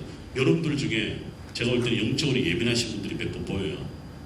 네, 다라고 생각할 수도 있겠지만 영적으로 예민하신 분들은요, 딴 것보다도 지금 제가 말하는 거에 누구보다도 예민하십니다. 누구보다도. 그래서 보면요, 그렇다고 영적으로 예민하다고 해서 여러분들이 무슨 예언하거나 그런 거 아니에요. 왜냐하면 내가 영적인 갈등 선상에 서 있을 때 이것을 선택해야 될까 저것을 선택해야 될까라고 하는 문제를 풀어갈 때 하나님 앞에 굉장히 몸부림치며 기도하는 분들이 있습니다. 그런 분들이요, 저에게 찾아오면 제가 뭘 알아요 그런데요, 성경 이야기에는 이런 이야기가 있습니다. 엘리야는 하나님의 중심이었고 바알과 아세라는 지들 신 중심이요? 절대 그렇지 않습니다. 사람 중심입니다. 하나님 중심을 선택할래요? 인간 중심을 선택할래요? 아합은 바알 선지자, 아세라 선지자, 바알신, 아세라 선지신은요, 자기 권력을 위해서 필요에 의해서 선택한 신이었습니다. 조금 바알을 따랐던 건 뭔지 아세요? 아합에게 잘 보이면 뭔가 얻을 수 있기 때문에 아합을 따라갔던 거예요. 아합이 무슨 힘이 있어? 왕인데. 왕이 뭐 남의 나라 조금 속된 나라의 왕일 뿐인데 뭐가 힘이 있어? 여러분 사실은 아합보다 누가 힘이 있었어요? 그의 부인 이세벨이 힘이 있었어요. 여러분 이세벨이 원래 어디 출신이에요? 두로와 시돈 지방의 출신이죠. 두로와 시돈 지방 그런 넘기만 합니다. 아까 제가 뭐라고 그랬죠? 페니키아 제국의 수도입니다. 페니키아는요, 여러분 아람이니 바벨론이 얘네들은 전부 다 저 사막의 광야에서 힘을 갖고 메소포타미아를 주름 잡았지만 페니키아는 달라요. 이 사람들은 지중해 무역을 중심으로 들어서 훨씬 더 힘을 가진 자들이었습니다. 페니키아는 전쟁을 치르지 않아요. 전쟁 오잖아요. 쳐들어오잖아요. 그러면 오세요 이래요. 뭐 필요하세요? 뭐 먹을 거 필요하세요? 잠잘 때가 필요하세요? 아이고 웰컴. 잘 쉬다가 이집트 공격하러 갈 때 저희가 많이 도와드릴게요. 그래서 이 나라는요, 전쟁을 치르지 않아요. 대신에 힘이 있는 거죠. 이게 페니키아예요. 여러분 이스라엘 땅에 상하 궁전이 발견이 돼요. 코끼리 상하. 이세벨 여사께서 시집 올 때요, 결혼 지참금으로 뭘 갖고 하냐면 5만 가지 코끼리 상아를 들고 와요. 그래서 상아로 만든 엄청난 궁전의 제품들이 발견이 됩니다. 특히 이세벨 여사께서 사신 데는. 여러분들, 이 이세벨의 할아버지가 누구냐면 히람 왕입니다. 히람 왕 어디서 들어봤죠? 솔로몬이 성전을 지을 때, 지금 제 숙소에 있는 그 백향목, 엄청난 백향목, 레바논의 백향목을 무진장, 그렇죠? 달라는 대로 다 줬고 기술자 다 보내줬습니다. 누가? 히람 왕이. 히람 왕이 왜 솔로몬이 궁전 지을 때, 성전 지을 때 다 도와줄 줄 아세요? 성경에 보면요, 솔로몬아, 네 아버지가 내 친구다. 누구예요, 아버지가? 솔로몬의 아버지가 누구예요? 네, 다윗이에요. 다윗 때 성전을 지으려고 했잖아요. 근데 히람 왕이 다 준비해줬어요. 근데 못 짓죠. 대신에 누가 짓냐면 솔로몬이 짓는 거죠. 히람 왕의 손녀딸이 이세벨 여사입니다. 여러분 이세벨 그럼 이해가 되세요? 왜 사람들이요 아합에게 달려갔을까요? 5만 850명의 선지자냐면 이스라엘 땅에 모든 선지자라는 이름을 붙인 사람은 다 속해 있다니 보시면 됩니다. 왜 아합에게 붙어요? 이세벨에게 잘 보이기 위해서. 이세벨만 잘 잡으면 어때요? 팔짝 꽂힙니다. 모든 문제 다 해결하거든. 먹을 거, 뭐 권력 다 해결하거든. 자, 지금 제가 말한 거 여러분 보세요. 엘리야가 말한 하나님을 선택할 거냐, 바로 아합이 말하는, 아니 바알 선지자가 말하는 사람의 중심을 선택할 거냐, 여기에 이스라엘 민족의 운명이 달려 있었습니다. 그런데 흥미롭게 엘리야를 따르는 선지자가 몇 명이 있었어요? 아무도 없었습니다. 엘리야 혼자 서 있었습니다. 엘리야 혼자 서 있었습니다. 여러분, 제가요 주일학교 전도사를 한 10년을 했어요. 전도사 시절 때 제가 주일학교만 맡으면 부흥을 해요. 주일학교만 맡으면 부흥하는데 왜 부흥을 했냐면 뭐 제가 자신이 설교를 잘해서가 아니라 뭐 다른 이유가 있는데, 한번 설교를 하는데 옆에 여기 강대산이라, 강대산 한국 강대산 옆에 화분이 있습니다. 꽃이 있는지. 그래서 다가 치우고 자, 오늘 전도사님이 엘리야가 어떻게 기도했는지, 갈멜산 꼭대기에서 어떻게 기도했는지 이제 시범 보여줄게 했어요. 어떻게 기도했는지 아세요? 850명 앞에서 기도할 때 그거 어떻게 기도했는지 아세요? 무릎을 꿇고 무릎 사이에 뭘 넣어요? 머리를 넣었어요. 제가 들어갔을까요, 안 들어갔을까요? 저는요 그날 얼마나 창피를 당했는지요. 그 연습하고 갔었어야 되는데 무릎을 꿇고 머리가 안 들어가는 거야. 제가 그 이후로요 열왕기상 18장은 다시는 주일학교 설교한 적이 없습니다. 그래서 제가 여러분 분명히 저 갈멜산 갈 거예요. 갈멜산 올라가면 연습하고 오셔야 돼요. 자, 무릎 꿇고 다 같이 머리 넣습니다. 한번 시켜볼 거예요. 제가 그때요 무슨 충격을 받았냐면 엘리야가 얼마나 공고한 사람이었는가. 아무도 엘리야를 따르지 않아요. 아무도 하나님 중심으로 살지 않는 시대에 바알, 즉 아세라와 바알을 따르고 아합과 이세벨을 따르는 그 시점에 영적인 싸움을 이 엘리야가 했다라고 하는 것이 볼 수 있죠. 그럼 하나님 백성에는 신앙의 중심이 필요하다. 온전한 신앙을 위한 구심점이 필요하다. 물리적인 중심지보다 순종하는 마음이 필요하다. 지금 여기가 어디냐면 세겜입니다. 여기 세겜이 어디냐면 바로 지금 제가 찍은 사진이 어디냐면 에발산, 저기 그리심산에서 저 건너편에 있는 산이 에발산입니다.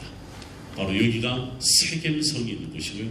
야곱의 우물이 있고, 여기가 수가성 여인이 예수님을 만났던 신약성경의 바로 그 장소입니다. 여기를 또 저희가 갈 겁니다. 놀라운 사실은 지금도 그대로 수가성이 남아있고요. 여전히 세겜성이 남아있고, 예수님이 그 야곱의 우물터에서 수가성 여인을 만났던, 사마리아 여인을 만났던 데가 지금도 남아있습니다. 우리가 가볼 텐데요. 바로 그곳에서 하나님 앞에 예배를 드렸던 여호수아를 기억합니다. 이게 바로 야곱의 우물입니다. 오리지널 남아있고요. 이게 바로 예수님이 수가성 여인을 만났을 때 왜 우물에 물을 달라고 예수님이 그러시잖아요. 제자들은 세겜성에 먹을 것을 구하러 갔을 때 바로 그 장소를 기억을 하는 거죠. 여기는 요셉의 무덤입니다. 요셉이 나중에 죽을 때 유언을 남기잖아요. 나를 고향에다 묻어줘 라고 했을 때 요셉의 무덤이 지금도 남아있는 것을 볼 수 있습니다. 자, 나중에 여러분들 저와 함께 보게 될 겁니다. 자, 두 번째 장소의 두 번째에 대한 슬라이드를 제가 보여드릴 텐데요. 자, 지금부터 조금만 더 집중을 한번 해봤으면 좋겠습니다. 제가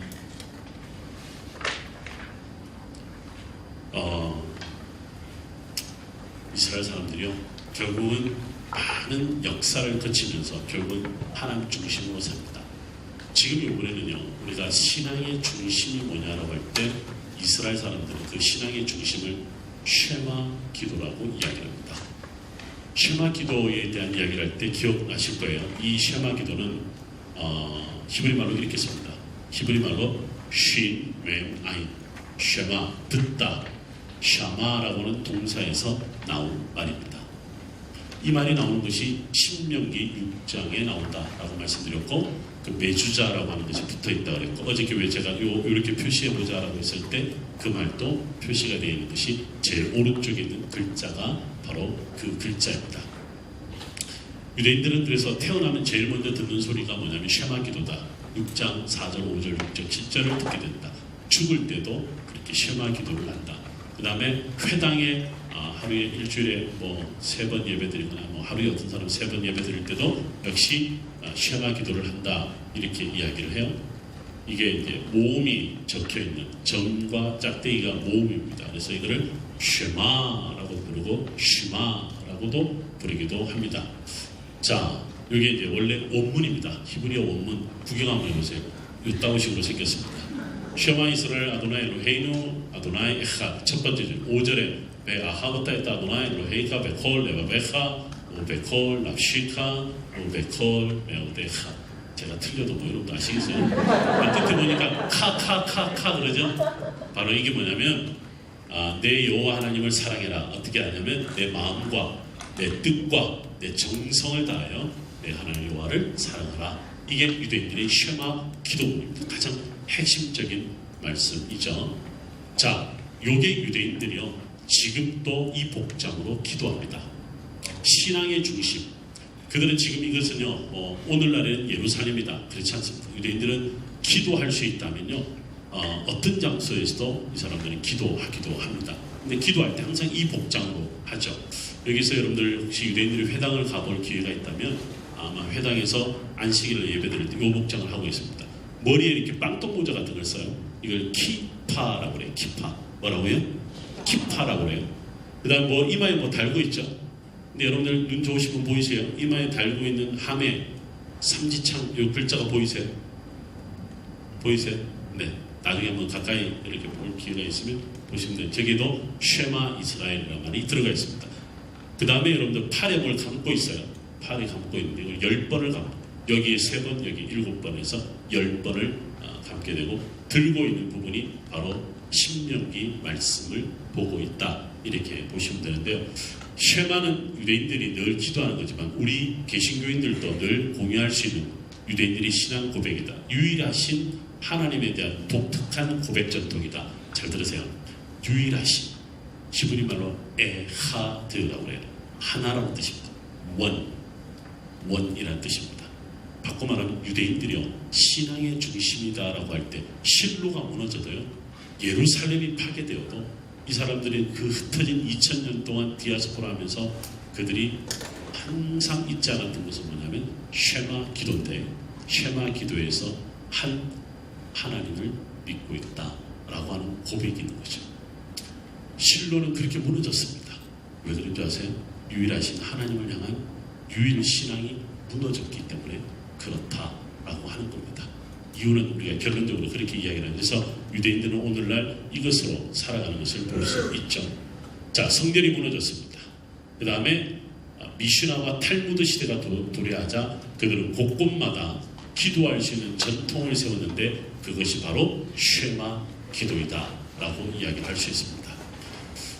유대인들은요, 탈무드는 무엇으로 만들었냐면 미슈나라는 것을 갖고 만들었습니다.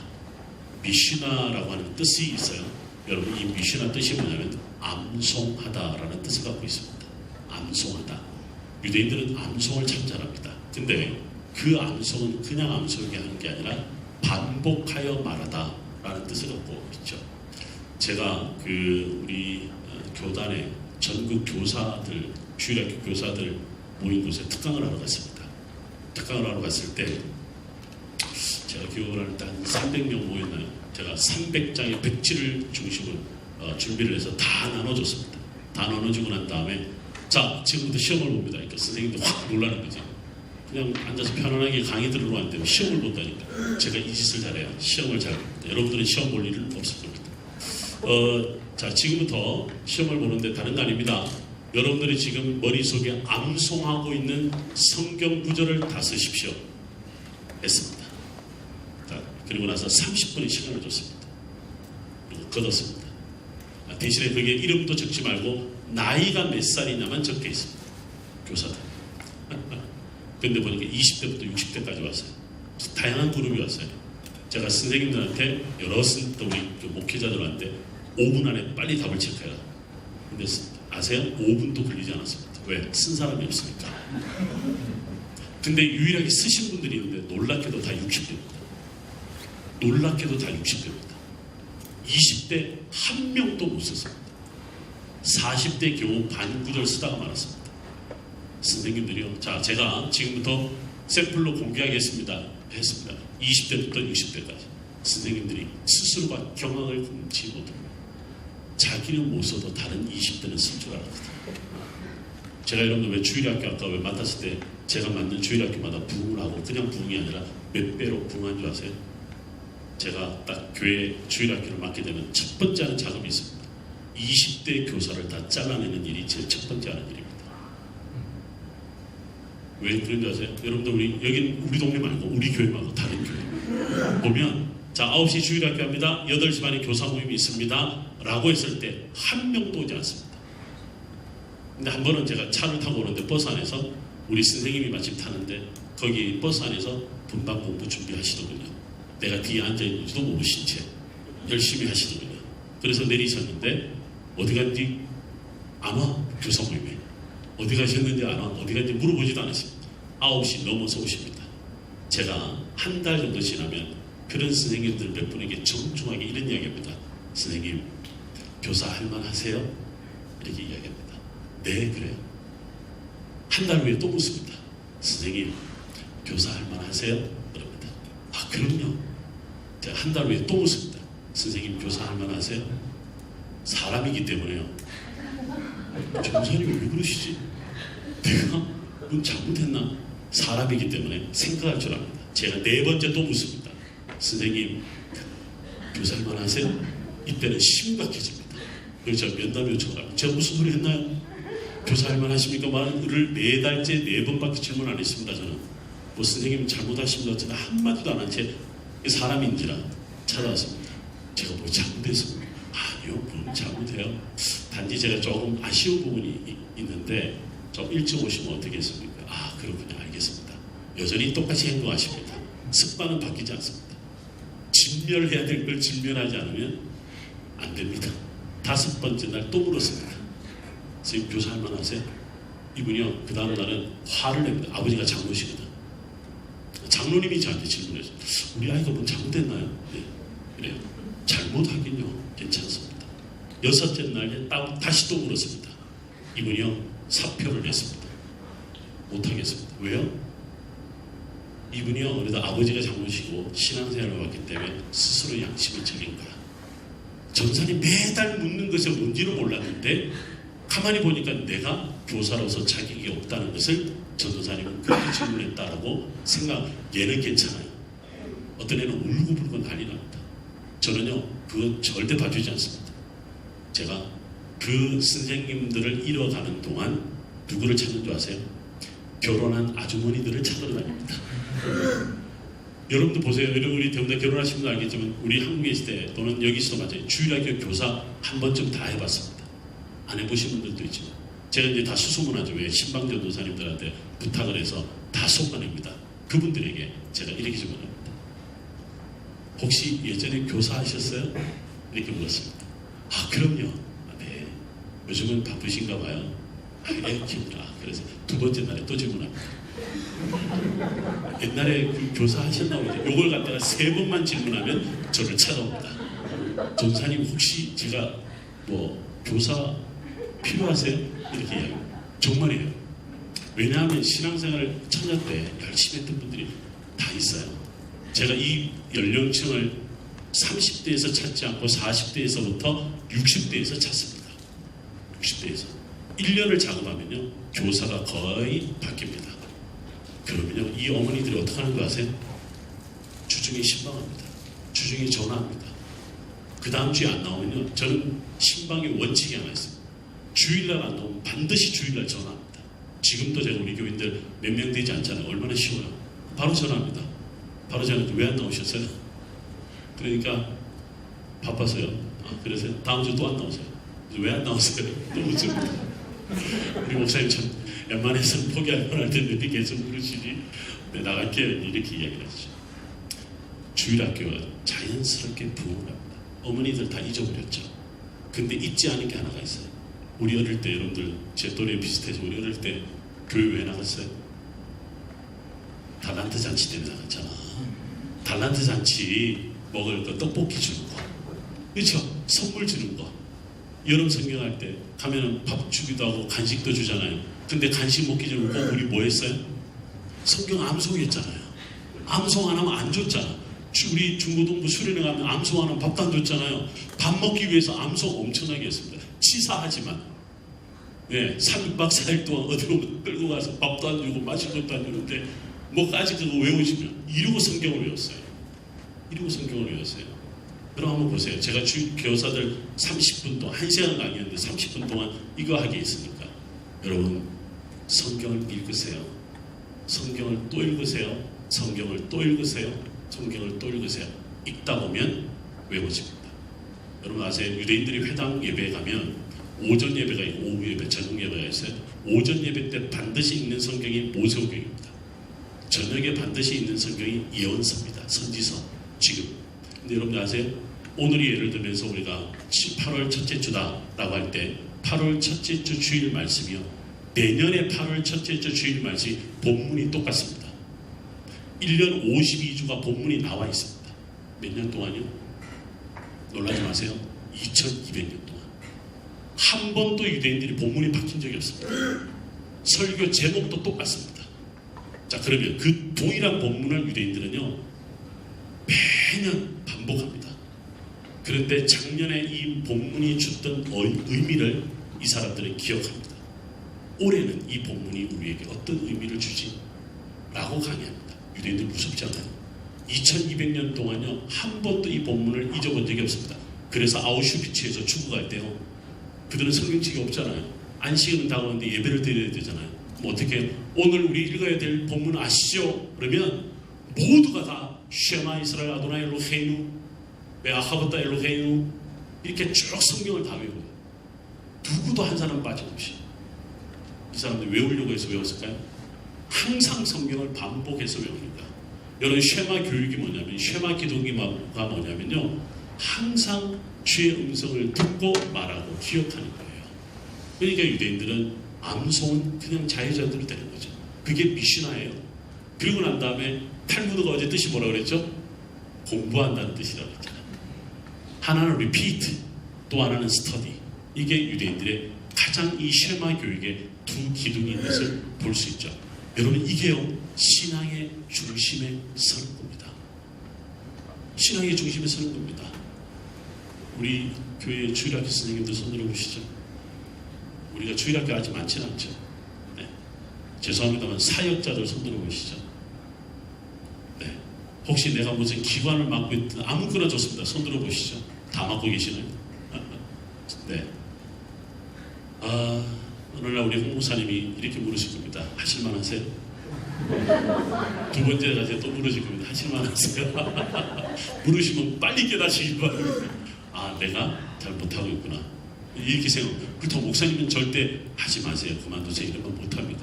근데 저희들은 질문만 할 뿐입니다. 주님의 은혜가 늘 함께 하기를 바랍니다. 이게 바로 시험하 교육입니다. 여러분 보세요. 시험하 기도는 유명한 구절이 요 구절입니다. 이 세 가지를 6장, 11장, 10명기, 15장이 시험하 기도인데 아침과 저녁마다 기도합니다. 지금 여러분 제가 배경에 깔아놓은 저 사진이 뭐냐면요.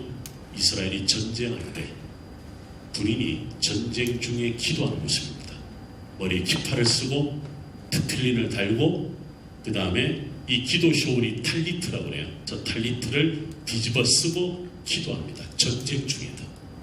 여러분 이스라엘 사람들은 국회의원이 120명입니다. 왜 국회의원이 120명이냐면 사내들인의 숫자가 120명이었어요. 탈무드 시대 때.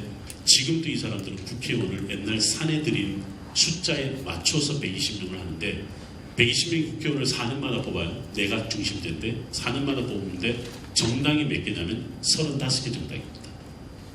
30개, 5개 정당이 최대 당이 몇 의석을 차지하냐면 제가 기억하는 40석을 넘어본 적이 없습니다. 그래서 항상 연립 내각을 구성할 수밖에 없는데 35개 정당 중에 29개 정당이 종교 정당입니다. 종교 정당입니다. 그리고 나머지 정당은 최대 의석수를 갖고 있는 몇 개 정당이 차지하고 있는데 이 사람들은요 정말 제가 왜 예수님이 두세 사람이 모인 곳에 내가 함께한다 라는 말을 왜 내가 이해하게 되냐면요 유대인들은 두세 사람이 모이면 당을 하나 만듭니다. 얼마나 많이 많은지 정말 말 잘하십니다. 제가 한 번에 이스라엘이신데요 딱 정치하고 있는데 누가 뒤에서 저를 차를 딱 받았습니다. 딱 받았는데 우리나라 같으면 어떻게 해서 목부터 잡고 나오잖아요. 내리자 치료해달라 병원에 가겠다 보상해달라 이거 목 잡고 나오잖아요. 목 잡고 나갈 상황이 아닌 게 뒤에서 아무 반응 없이 그냥 서 있는 거예요.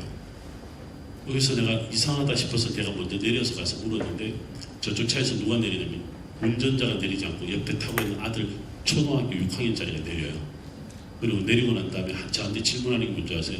너 왜 우리 차를 왜 가로막고 있니? 이 질문이었습니다. 너무나 기가 막힌 저는 너희들 차가 내 차를 지금 받았어 라고 이야기를 하는데 저는 느끼지 못했어. 우리는 너 앞차를 받았다는 느낌이 없어. 그냥 네가 쓰는 바람에 우리는 급정가 뿐이었어. 너가 잘못한 거야. 6학년짜리가 저한테 그 이야기를 해요. 자 봐라 네 차 내가 받은 거에 스크래치 났잖아. 이 스크래치를 우리가 냈다는 증거가 있느냐 이렇게 묻습니다. 이렇게 해서 저와 6학년이에요. 저와 30분을 실랑이를 했습니다. 30분 후에 안녕히 가세요 하고 저는 그냥 떠났습니다. 왜? 이길 방법이 없는 거예요. 자 이게 유대인들입니다. 제가 한 번은 이스라엘과 예루살렘과 텔라비브 70km 정도 일본 고속도로입니다. 얼마나 많은 차들이 지나가는지 모릅니다. 그 사건이 있은 10년 후에 저한테 또 어떤 일이 생겼냐면 누군가 제 차를 또 받았습니다. 이번에는 제가 가만히 있고 내리지도 않고 가만히 있었습니다. 고속도로입니다. 고속도로에 일본 도로에 차량이 얼마나 많이 지나가겠습니까? 근데 제 차는 서 있습니다. 그러면 그 고속도로는 어떻게 될까요? 쫙 서십니다. 저는 가만히 있습니다. 가만히 있으니까 뒤에 차 빵빵 그리고 난리 났죠? 그래도 저는 가만히 있습니다. 그렇게 10분을 가만히 앉아 있었습니다. 여러분들 뒤에 제 차를 받아서 이번에는 뒷범퍼가 다 나가버렸습니다. 그런데 뒤에 운전자는 내리지 않습니다. 저는 어떻게 해요? 저는 내리지 않습니다. 왜? 10년을 배운 노하우가 있기 때문에 10분 후에 얘가 저에게 다가옵니다. 왜 차를 안 빼냐? 너가 내 차 받았잖니. 그치 받았지. 자 네가 지금 사진 다 찍어오고 보험증서 다 갖고 오고 라이센스 다 갖고 와. 그러면 그때까지 나는 차 안 움직여. 그래도 차 빼? 아니 차 빼지 않아. 너가 다 해갖고 와. 그리고 나서 5분 후에 그리고 저는 차를 뺐습니다. 저보고 하는 말이 있습니다. 야 너는 어떻게 우리 유대인들보다 더하냐? 내가 그랬습니다. 나는 너희들한테 배웠어. 제가 어제 그랬죠. 우리 와이프가 저한테 욕할 때 유대인 반 한국인 반 이러니까 그래서 재밌는 일이 벌어졌는데 유대인들은 정말 말 잘합니다. 그래서 제가 유대인들은 두세 사람만 모이면 정당 만드는 그것을 제가 이렇게 이스라엘 살면서 봤는데 성경을 읽을 때마다 저는 예수님이 두세 사람 모인 곳에 꼭 함께 하겠다는 말이 그냥 이해가 되는 거예요. 유대인들이 그만큼 정당이 많아요. 정당이 많은데 싸움도 얼마나 많이 싸운지 몰라. 그런데 딱 한 번 이 사람들이요 모두가 한 마음으로 기도하는 때가 있습니다. 전쟁을 치를 때. 참 많은 전쟁을 치르니까요. 전쟁 치를 때 다 같이 자 이제 우리 정쟁, 당쟁 그만. 우리 이제는 이 나라를 위해서 기도할 때다 하고 그 많은 종교인 중에 한 사람이 나와서 기도합니다. 그러면요 좌파, 우파 여러분 이스라엘 공산당이 있어요. 지금도 공산당도 있고 별의별 사회주의 정당도 다 있습니다. 완전히 극우주의자들도 극자도 다 있고 다 있습니다. 이 사람들이 근데 그 순간만큼은 전부 다 나와서 기도합니다. 무슨 기도하는지 아세요? 쉐마 기도입니다. 이 쉐마 기도의 첫 번째가 뭐냐면 우리는 유일하신 한 분 하나님을 믿습니다. 사람들은 찢어지고 나눠지고 난리를 쳐도 하나님은 한 분 하나님이시다. 이게 이 사람들의 역사적 신앙 중심인 것을 볼 수가 있는 거죠. 전쟁을 치르다가도 그러니까. 자, 여러분들 보면 아버지가 아들에게 기도하는 법을 알려줍니다. 그 다음에 오른쪽에 보면 여러분들 저 위에 애가 손을 대려고 하죠. 저게 바로 지방의 문설주에 붙어있는 매주자라고 하는 겁니다. 들어갈 때 손을 대고 나올 때 손을 대고 화장실 빼고는 다 있습니다. 그래서 항상 손을 대면서 기도합니다. 하나님 말씀 내 입술에, 하나님 말씀 내 머리에서 떠나지 말지며, 하나님 말씀 내 손목에 새기며 라고 하는 것을 항상 하고 아버지가 아들에게 그 기도를 해주는 것을 볼 수 있습니다. 자, 요게 현재 이스라엘에서 남아있는 회당입니다. 여기가 가버나움입니다. 곧 갈 거예요. 가버나움에 가면 예수님이 이곳에서 왜 기억나시죠? 귀신을 쫓아내세요. 귀신을 쫓아냈을 때 다윗의 자손 예수여 나와 무슨 상관이 있나니까 이렇게 귀신이 또 아는 척 하잖아요. 그게 예수님이 아는 척하는 놈 꼭 잘라내버립니다. 그 현장이 지금도 남아있습니다. 이 아저씨가 접니다. 학생들하고 앉아서 강의하고 있습니다. 여러분 제가 여기서 사진 밖에 오른쪽에 있는 무슨 아주 잘 지은 현대식 건물이 뭐냐면 여러분 왜 회당에서 나오셔서 예수님이 베드로의 집에 들어가시니 장모가 열병으로 알아누웠더라. 기억나시죠? 바로 베드로의 집터 위에 세워진 교회입니다. 바로 가버나움 회당인데 2000년 전에 예수님 시대의 가버나움이 회당이 그대로 발견되어 있는 것을 볼 수 있습니다. 자, 회당에서 기도합니다. 할아버지가 아니고 아버지입니다. 할아버지가 아니고 아버지. 유대인들은 이 귀민머리 또 털을 깎지 않죠. 나시린, 여러분 머리에 삭도를 대지 않은 나시린처럼 그렇게 지내는데요. 여러분 아이 보면 왜 귀민머리 옆으로 이렇게 길었잖아요. 이걸 갖다가 이제 삭도를 대지 않는 거죠. 아이들에게 짚어주면서 교육을 하는 것을 볼 수 있습니다. 이게 유대인 아이들이 공부하는 법입니다. 두 사람이 짝을 짓습니다. 그래서 우리가 영어로 두 사람이 공부하는 걸 페어라는 말을 쓰죠. 그래서 한쪽에 페어가 있고 양쪽에 페어가 있다. 그래서 꼭 두 사람이 공부합니다. 세 사람이 하지 않습니다. 반드시 두 사람이 다이얼로그를 통해서 공부하는데 예를 들면 이렇습니다. 다음 주에 우리 안식일에 대해서 공부할 거야. 그러면 아이들이 두 명이 짝을 지어서 안식일에 대한 모든 자료를 탈무드 자료를 지들이 찾아와서 같이 공부합니다. 그리고서 나는 안식일에 대해서 이렇게 이야기해. 너는 어떻게 생각해? 하면서 서로가 막 삿대질하면서 이야기를 합니다. 그렇다고 사람은 공격하는 삿대질은 아닙니다. 여러분 제가 이스라엘에서 배운 것 중에 하나가요.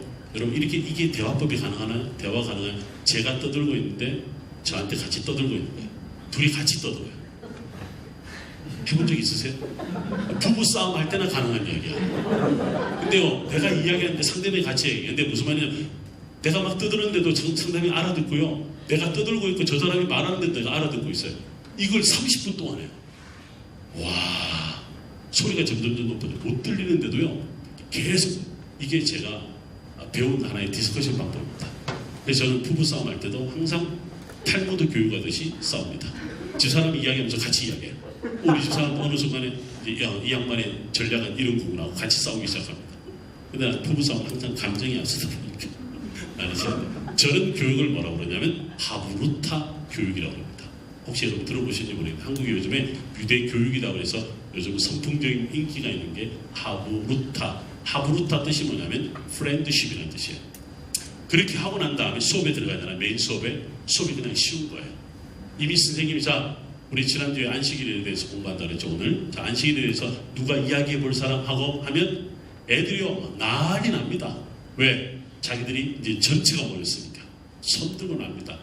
애들이 막 그래서 유대인들이 항상 소리 지르면서 저요 그러잖아. 항상 오른손에 두 번째 손가락을 들고 이렇게 이야기합니다. 선생님 평소에 이상한 질문 하는 애들한테 선생님 눈길도 안 줍니다. 근데 얘는 끝날 때까지 이렇게 들고 있습니다. 나중에 힘들어서 이러고도 있습니다. 너무너무 힘들어서. 하여튼 어쨌든 질문합니다. 항상 얘네들은 뭔가 듣다가 이해가 안 되잖아요. 항상 이렇게 소리 올립니다.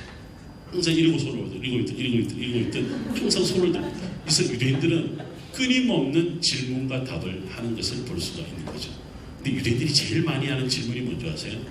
히브리 말로 미아타라고 이야기 이게 뭐냐면 너는 누구냐라는 말을 묻습니다. 너는 누구냐? 그 다음에 두 번째는 마아타 이렇게 묻습니다. 마가 뭐냐면 what이라는 뜻이에요. 미와 마는 같은 언어인데 하나는 미로 하나는 마로 모음에 따라 발음을 다르게 하지만 하나는 누구냐 하나는 무엇을 하느냐 이렇게 묻습니다. 여러분 지금 오늘 우리 강의를 조금씩 적어가면서 한번 결론을 향해 가는데 이렇게 보시면 됩니다. 우리가 이 단에서 그 브에르시바 중심인 실로의 중심에 이제 드디어 신앙 중심지를 줬다. 그 전까지는 미아타 너는 누구냐 라는 것에 초점을 맞춰서 이스라엘 민족의 신앙의 방향을 형성해 왔다면 이제는 실로를 중심으로 해서 너는 무엇을 하니? 너는 무엇이니? what이라고 하는 질문을 실로에서 주는 겁니다. 그러면 누구니라는 질문을 하지 않습니다. 왜? 하나님의 백성이니까 더 이상 이제 이것에 대한 질문을 할 필요가 없습니다. 그 다음에는 마타 너는 뭐하냐? 라는 말입니다. 저는 유일하신 하나님을 믿고 그 말씀을 지키며 따르고 준행합니다. 이게 이 사람들의 답입니다. 항상 이 사람들은요 뭔가 어려움이 있으면 미아니 나는 누구지? 그 다음에 마 아니 나는 뭘 하지? 이렇게 아니는 나라는 뜻이거든요. 아타는 너라는 뜻이에요. 그래서 나와 너는 뭐지? 이렇게 항상 질문하는 거죠. 그래서 이 사람들에게는 지금 이 질문하는 것은 뭐냐면 이 사람들이 디스커션하는 것은 뭐냐면 내가 누구지라는 질문을 하는 것이 아니라 지금 내가 하나님의 백성으로 이 땅에 살아가는데 어떻게 해야 하지라는 것을 가르쳐주는 내용을 바로 탈무드의 교육이다 이렇게 부릅니다. 안식일날 유대인들이 바로 안식일 만찬을 하는 건데요. 참 간단합니다. 여러분 중간에 빵이 하나 보이세요? 여러분 혹시 그 빵 좋아하시면 주이시 타운에 가서 금요일날 아침에 아마 여기도 그렇게 나올 겁니다. 금요일날 아침에 주이시들의 빵집을 가보십시오.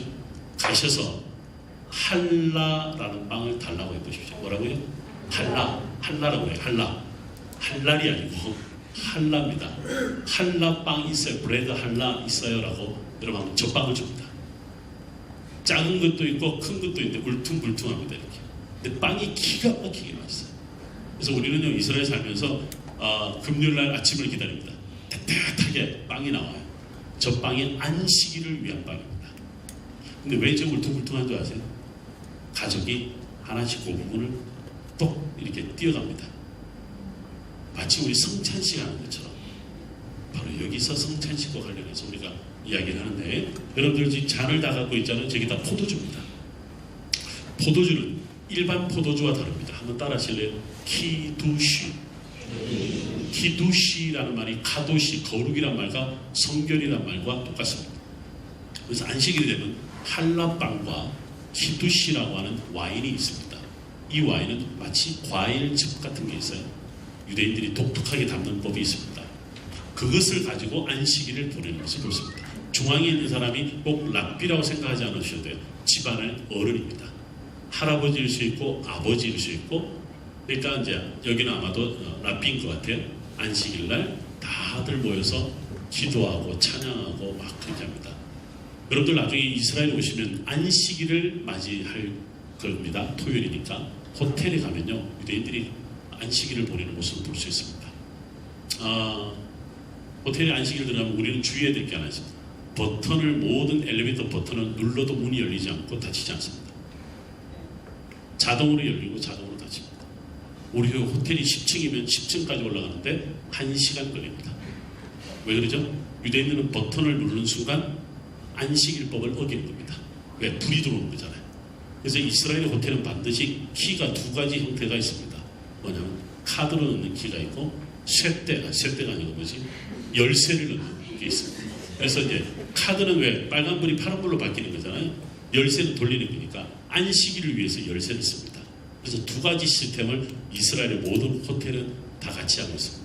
예를 들어서 엘리베이터가 5대가 있다면 2대나 3대는 반드시 안식일 엘리베이터입니다. 제가 예루살렘 한인교회 담임 목사를 할 때요.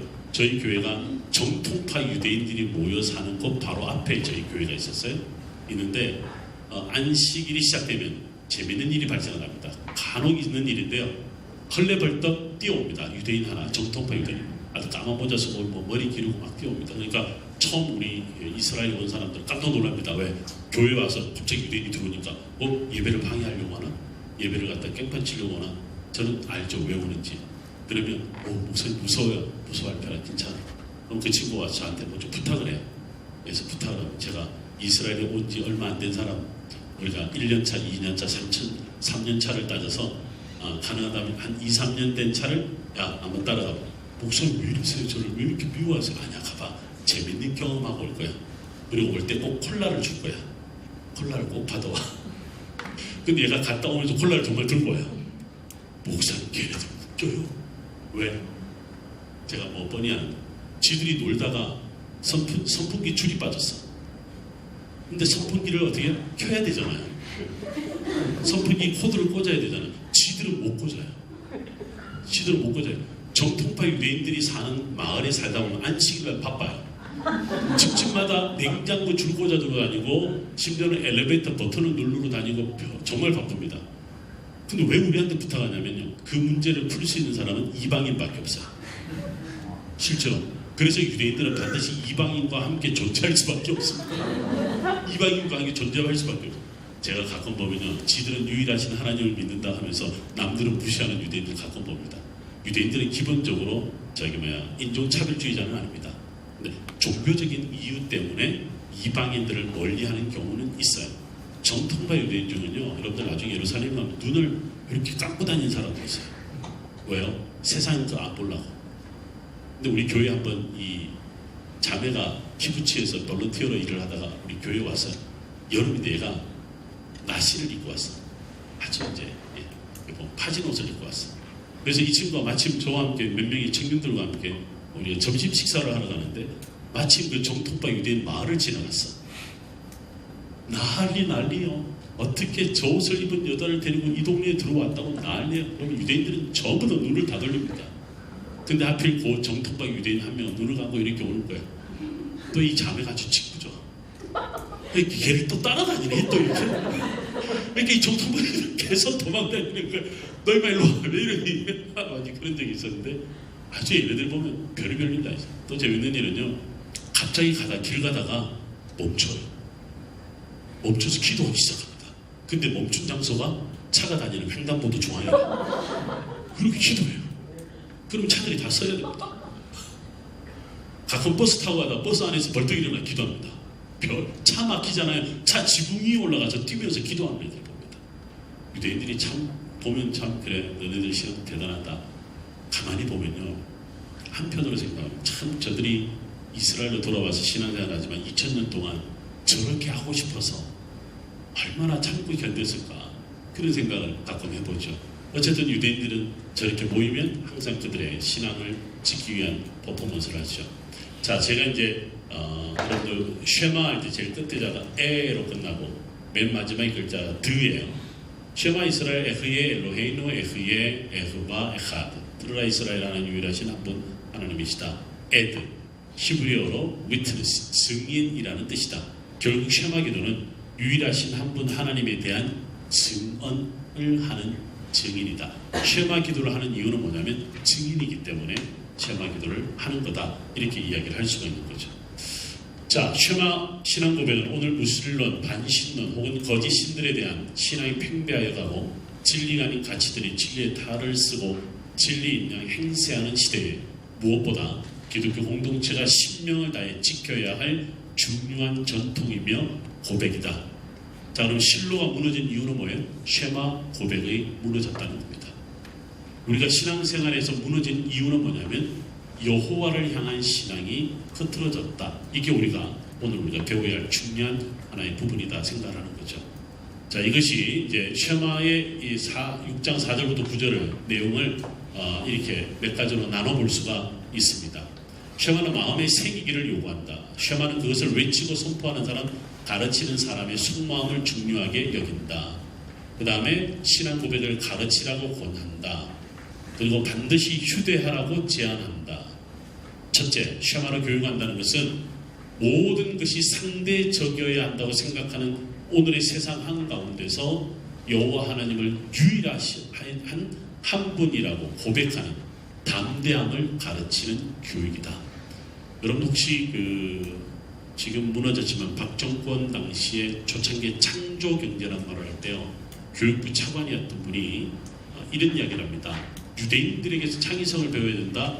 유대인들의 창의성은 바로 이 정신에서 나왔다 하면서 몇 가지를 이야기했는데 그 중에 하나가 후츠파라는 말이 있습니다. 후츠파, 후츠파라고 하는데요. 후츠파라는 말을 사전을 찾아보면 담대함, 당당함 이렇게 표현합니다. 근데 유대인들은요 이것을 어떻게 표현하냐면 후츠파라는 말은 굉장히 남을 혼낼 때 쓰는 말이기도 한데 자기 주장이 너무 강하거나 남을 생각지 않고 자기 주장을 끌고 나가는 사람을 후츠파 이렇게 부르기도 합니다. 그래서 이스라엘 사람들이 가장 많이 사용하는 남을 비판할 때 쓰는 말 중에 하나가 후츠파입니다. 그만큼 자기 주장이 강하다는 겁니다. 유대인들은. 근데 그것을 우리 성경은 자기 주장 이렇게 성경을 가르치지 않고 담대함을 가르칩니다. 근데 사실은요 이게 좀 우리들이 좀 필요합니다. 증인이 제일 먼저 해야 될 일이 뭐냐면 나는 예수님을 믿습니다. 저는 주일이 되면 교회를 갑니다. 저는 반드시 신앙 고백에 따라서 살아갑니다. 이 고백을 할 수 있는 것이 뭐냐면 담대함이라는 거죠. 유대인들 중에요 세례를 받는 유대인들이 있습니다. 근데 아버지와 딸이요 각각의 성경 공부를 했어요. 근데 두 사람이 한 집안에 살면서 둘 다 교회를 다닌다는 것을 서로가 몰랐습니다. 왜냐하면 성경 공부한다, 교회를 다닌다 그러면 유대인들은 유대 사회에서 상당히 불이익을 받습니다. 그렇다고 드러나서 하는 건 아니지만 상당히 어려움이 있습니다. 유대인들은. 그래서 잘 이야기를 하지 않습니다. 근데 항상 우리가 그러죠. 성경부 다 합니다. 드디어 이제 예수님을 구주로 고백합니다. 자 이제 그러면 세례를 받으셔야 됩니다. 그러면 세례를 받는다는 게 뭔지 아세요? 모든 사람들 앞에서 공개적으로 나는 이제는 예수 그리스도를 고백하는 그리스도인입니다. 라고 고백하는 게 세례의식입니다. 그래서 우리는 여러분들 숨어서 하는 게 해서는 안 돼요. 세례의식. 공개적으로 해야 됩니다. 드디어 세례 받는 날이 됐는데 바다에서 받았어요. 지중해 바다에서. 요빠 그 앞에서 받는데 자 오늘 우리 세례 받는 분들이 다 앞으로 나오세요. 그러는데 아버지와 딸이 같이 나왔습니다. 근데 두 분이 깜짝 놀라요. 누구도 그 사람들이 각각의 그런 교육을 받은지 몰랐던 거죠. 그래서 그날 아버지와 딸이 함께 세례를 받는 굉장히 놀라운 고백이 있었습니다. 이게 바로 담대함입니다. 왜냐하면 이제 내가 그리스도인이라는 고백을 하잖아요. 주변에 있는 모든 사람들 쟤는 교회 다녀. 우리 유대인이지만 회당이 아니라 교회를 다녀. 선포하는 행위니까. 여러분 이게 굉장히 어려운 일입니다. 요즘에 더더욱이. 여러분 호주 사회에 우리 기독교인 사회는 어떤지 모르겠는데 한국은 밥 먹을 때 이제 기도 잘 하지 않습니다. 그렇죠? 여러분들 여기 사니까 잘 모르지만 교회 갈 때 성경책 들고 가지 않습니다. 스마트폰 딱 하나만 들고 갑니다. 그걸 틀렸다는 말을 하는 게 아니에요. 근데 문제는 뭐냐면 내가 그리스도인이라는 것을 숨깁니다. 목회자들도 교회 갈 때 요즘 양복도 잘 입지도 않고 로망 컬러도 하지 않고 이렇게 이야기를 하는데 어떤 분들은 야 너가 목회자라는 것을 좀 드러내야 되지 않니? 이렇게도 이야기를 하기도 합니다. 여러분들은 어떻습니까? 나는 교인입니다. 나는 예수님을 믿는 사람입니다. 늘 그렇게 고백하시죠? 네, 이렇게 고백하시길 바랍니다. 두 번째가 뭐냐면 다음 세대에게 전수되어야 된다라고 하는 겁니다. 지금 우리가 보니까 여기에 제가 볼 때는 3세대가 앉아있는 것 같아요. 20대와 40, 50대와 60, 70대가 미안합니다. 이게 어떻게 보면 두 세대라고 이야기를 하지만 요즘은 엄격하게 말하면 10년 단위가 세대가 다 다릅니다. 요즘 더 쪽에서 5년마다 다르기도 합니다.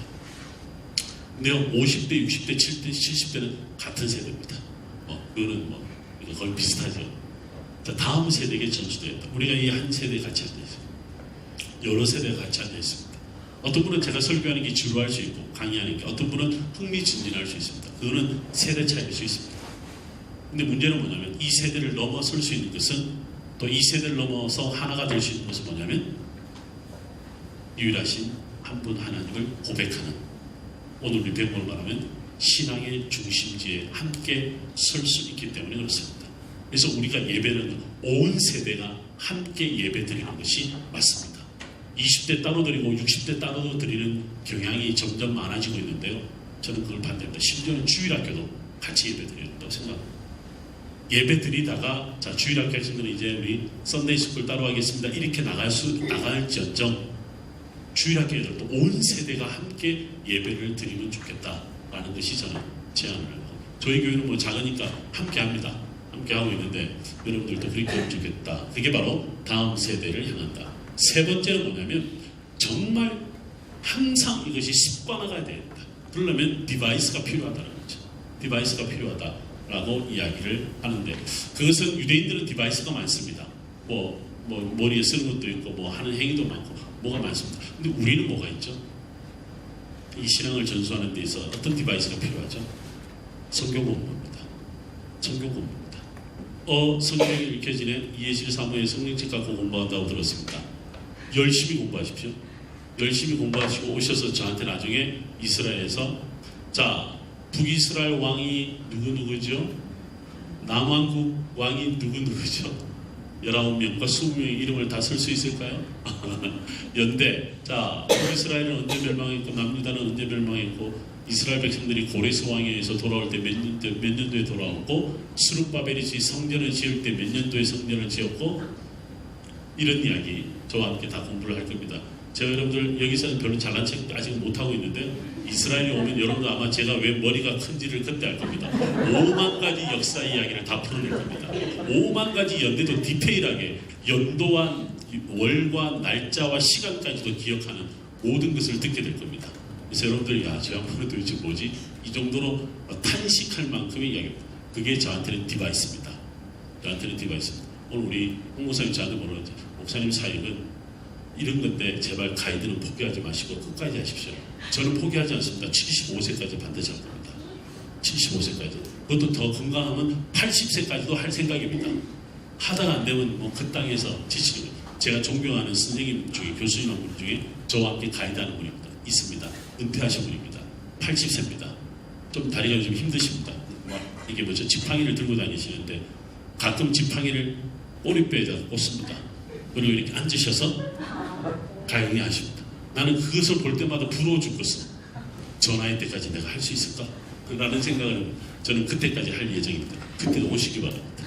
그때도 오시기 바랍니다. 저는 성지순례 솔직히 한 번 해갖고 안 됩니다. 반드시 4계절에 한 번씩 다 와봐야 됩니다. 그게 끝나고 난 다음에 저와 함께 터키를 갈 겁니다. 터키, 그리스, 로마를 가서 저한테 또 강의를 들을 겁니다.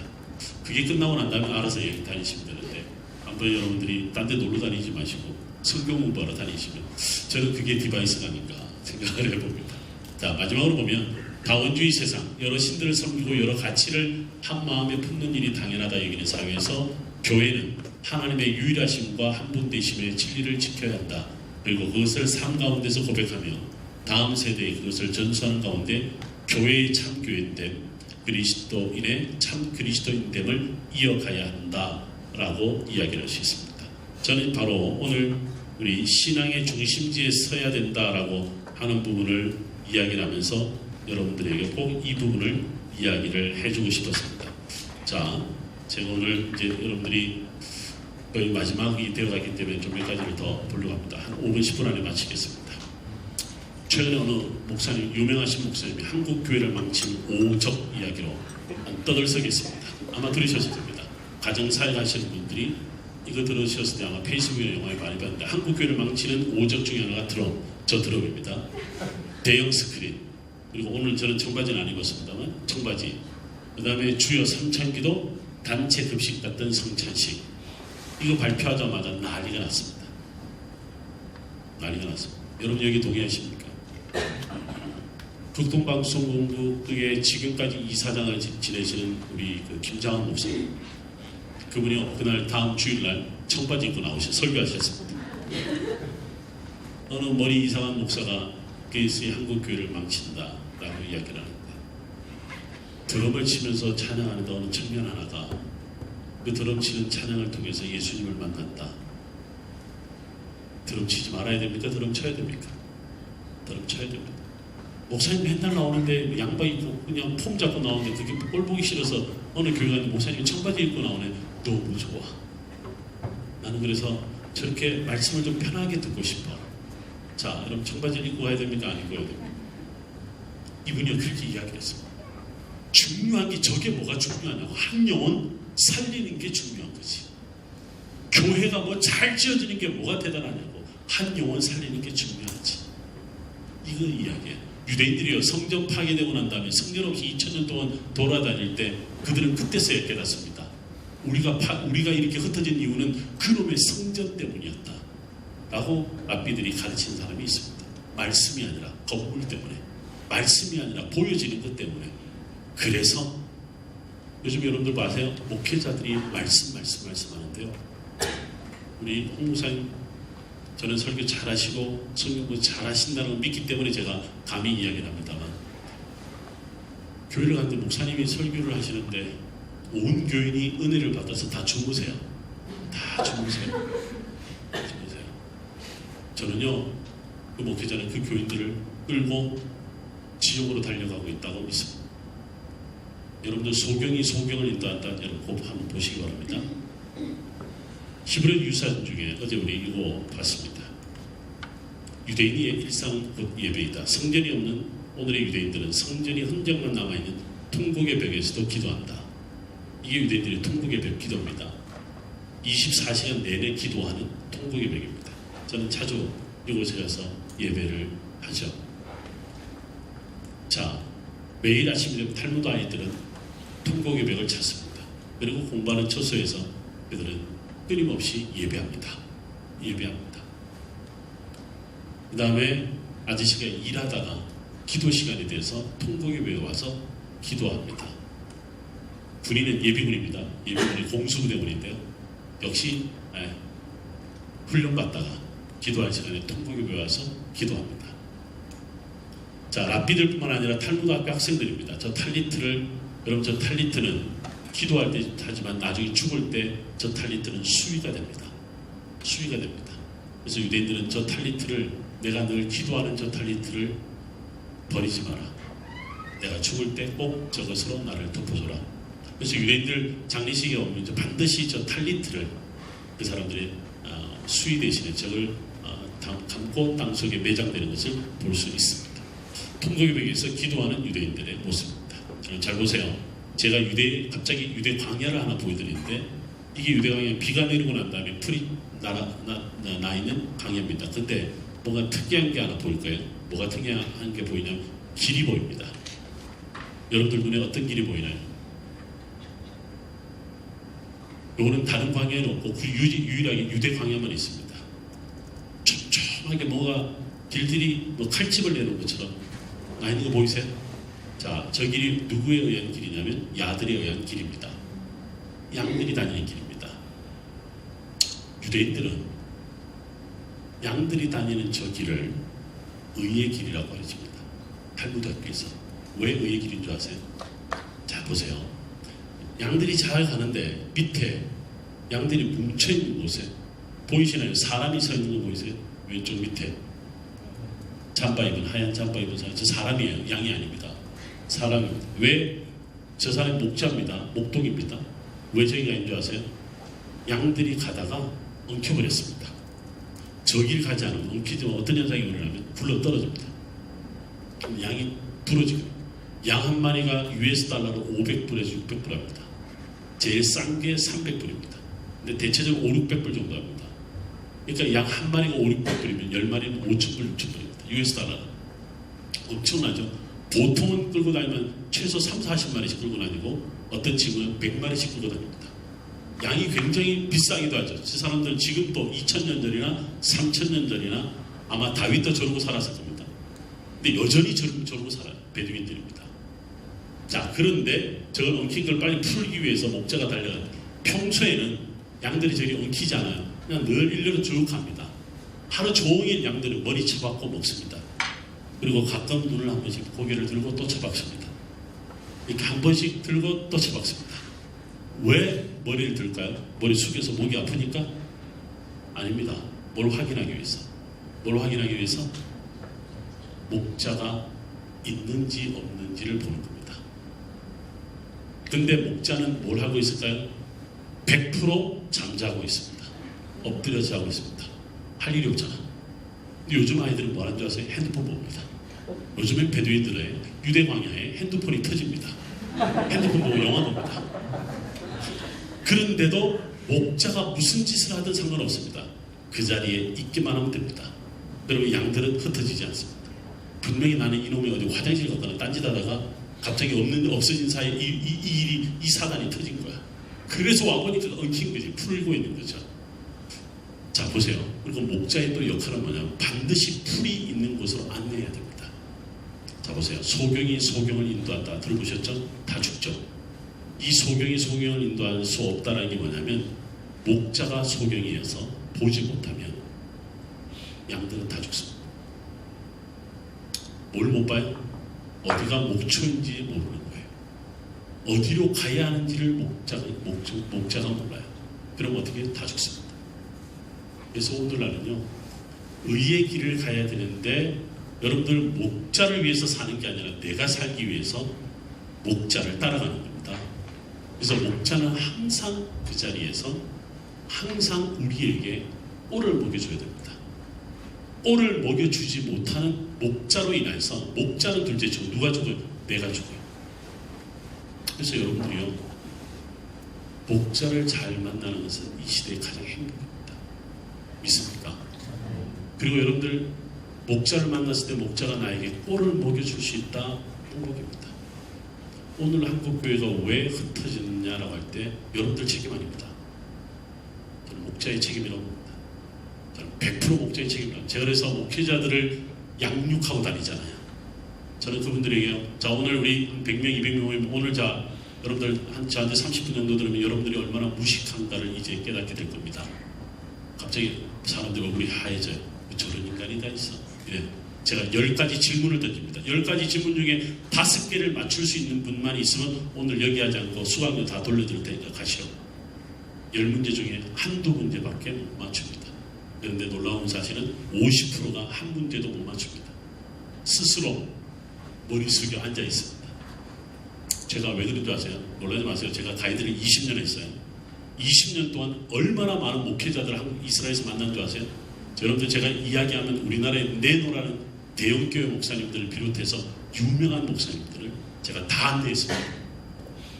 여러분 통역을 하더라도 우리나라 네노라는 정치인들, 요즘 정치인은 아니지만 옛날의 정치인들은 제가 다 통역했습니다. 반기문 총장을 비롯해서 웬만한 사람 다 통역하기도 했습니다. 근데 그분들이 하면 정치인이니까 도대체 제 목회자들입니다. 놀라운 사실은 성경을 모릅니다. 제가 한국에 돌아와서 이 사역을 터치바이블 사역을 시작한 게 뭐냐면 성경을 우리 목회자들에게, 우리 평신도들에게 좀 돌려주자. 오리지널 소스를 좀 돌려주자. 역사적 신앙이 뭔지, 우리가 어디에 서 있는지, 무엇을 지켜야 하는지 이걸 좀 기본을 알려주자. 이게 지금 여러분들 많은 분들에게 나눠주고 있어요. 여러분 지금 오늘 3일째인데 저와 이야기를 지금 나누면서, 아니 제가 일방적으로 떠들고 있지만 여러분 어느 정도 알아듣나요?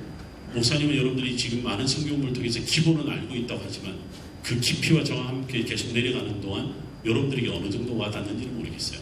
아마 처음 듣는 이야기들이 상당히 많을 겁니다. 아마 1단계부터 5단계를 깊이로 내려갔을 때 1단계 정도로 아하, 2단계 3단계 4단계 5단계 내려가면 멘붕에 빠집니다. 제가 여러분들 지금 어느 정도까지 내려가면 3단계 정도까지만 내려왔습니다. 더 내려가면 떠날 것 같아서 요 정도만 내려옵니다. 나머지는 이스라엘에서 저와 만나게 됩니다. 정말이에요. 오늘날 우리가 신앙 지키기가 이만큼 어렵습니다. 우리 캔버라 우리 교회는 여러분들이 목자가 저기 서 계시지만 여러분들 꼴을 먹기 위해서 열심히 몸부림쳐야 되고, 목자는 꼴을 먹이기 위해서 어디로 이분들을 끌고 가야 될지 끊임없이 우리가 그 땅을 찾아가야 됩니다.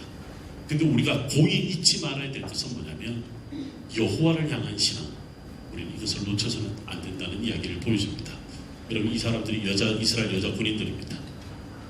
이스라엘 아이들이 성경 이야기를 다윗이 도망다녔을 때 숨었던 동굴 앞에서 설명을 듣고 있습니다.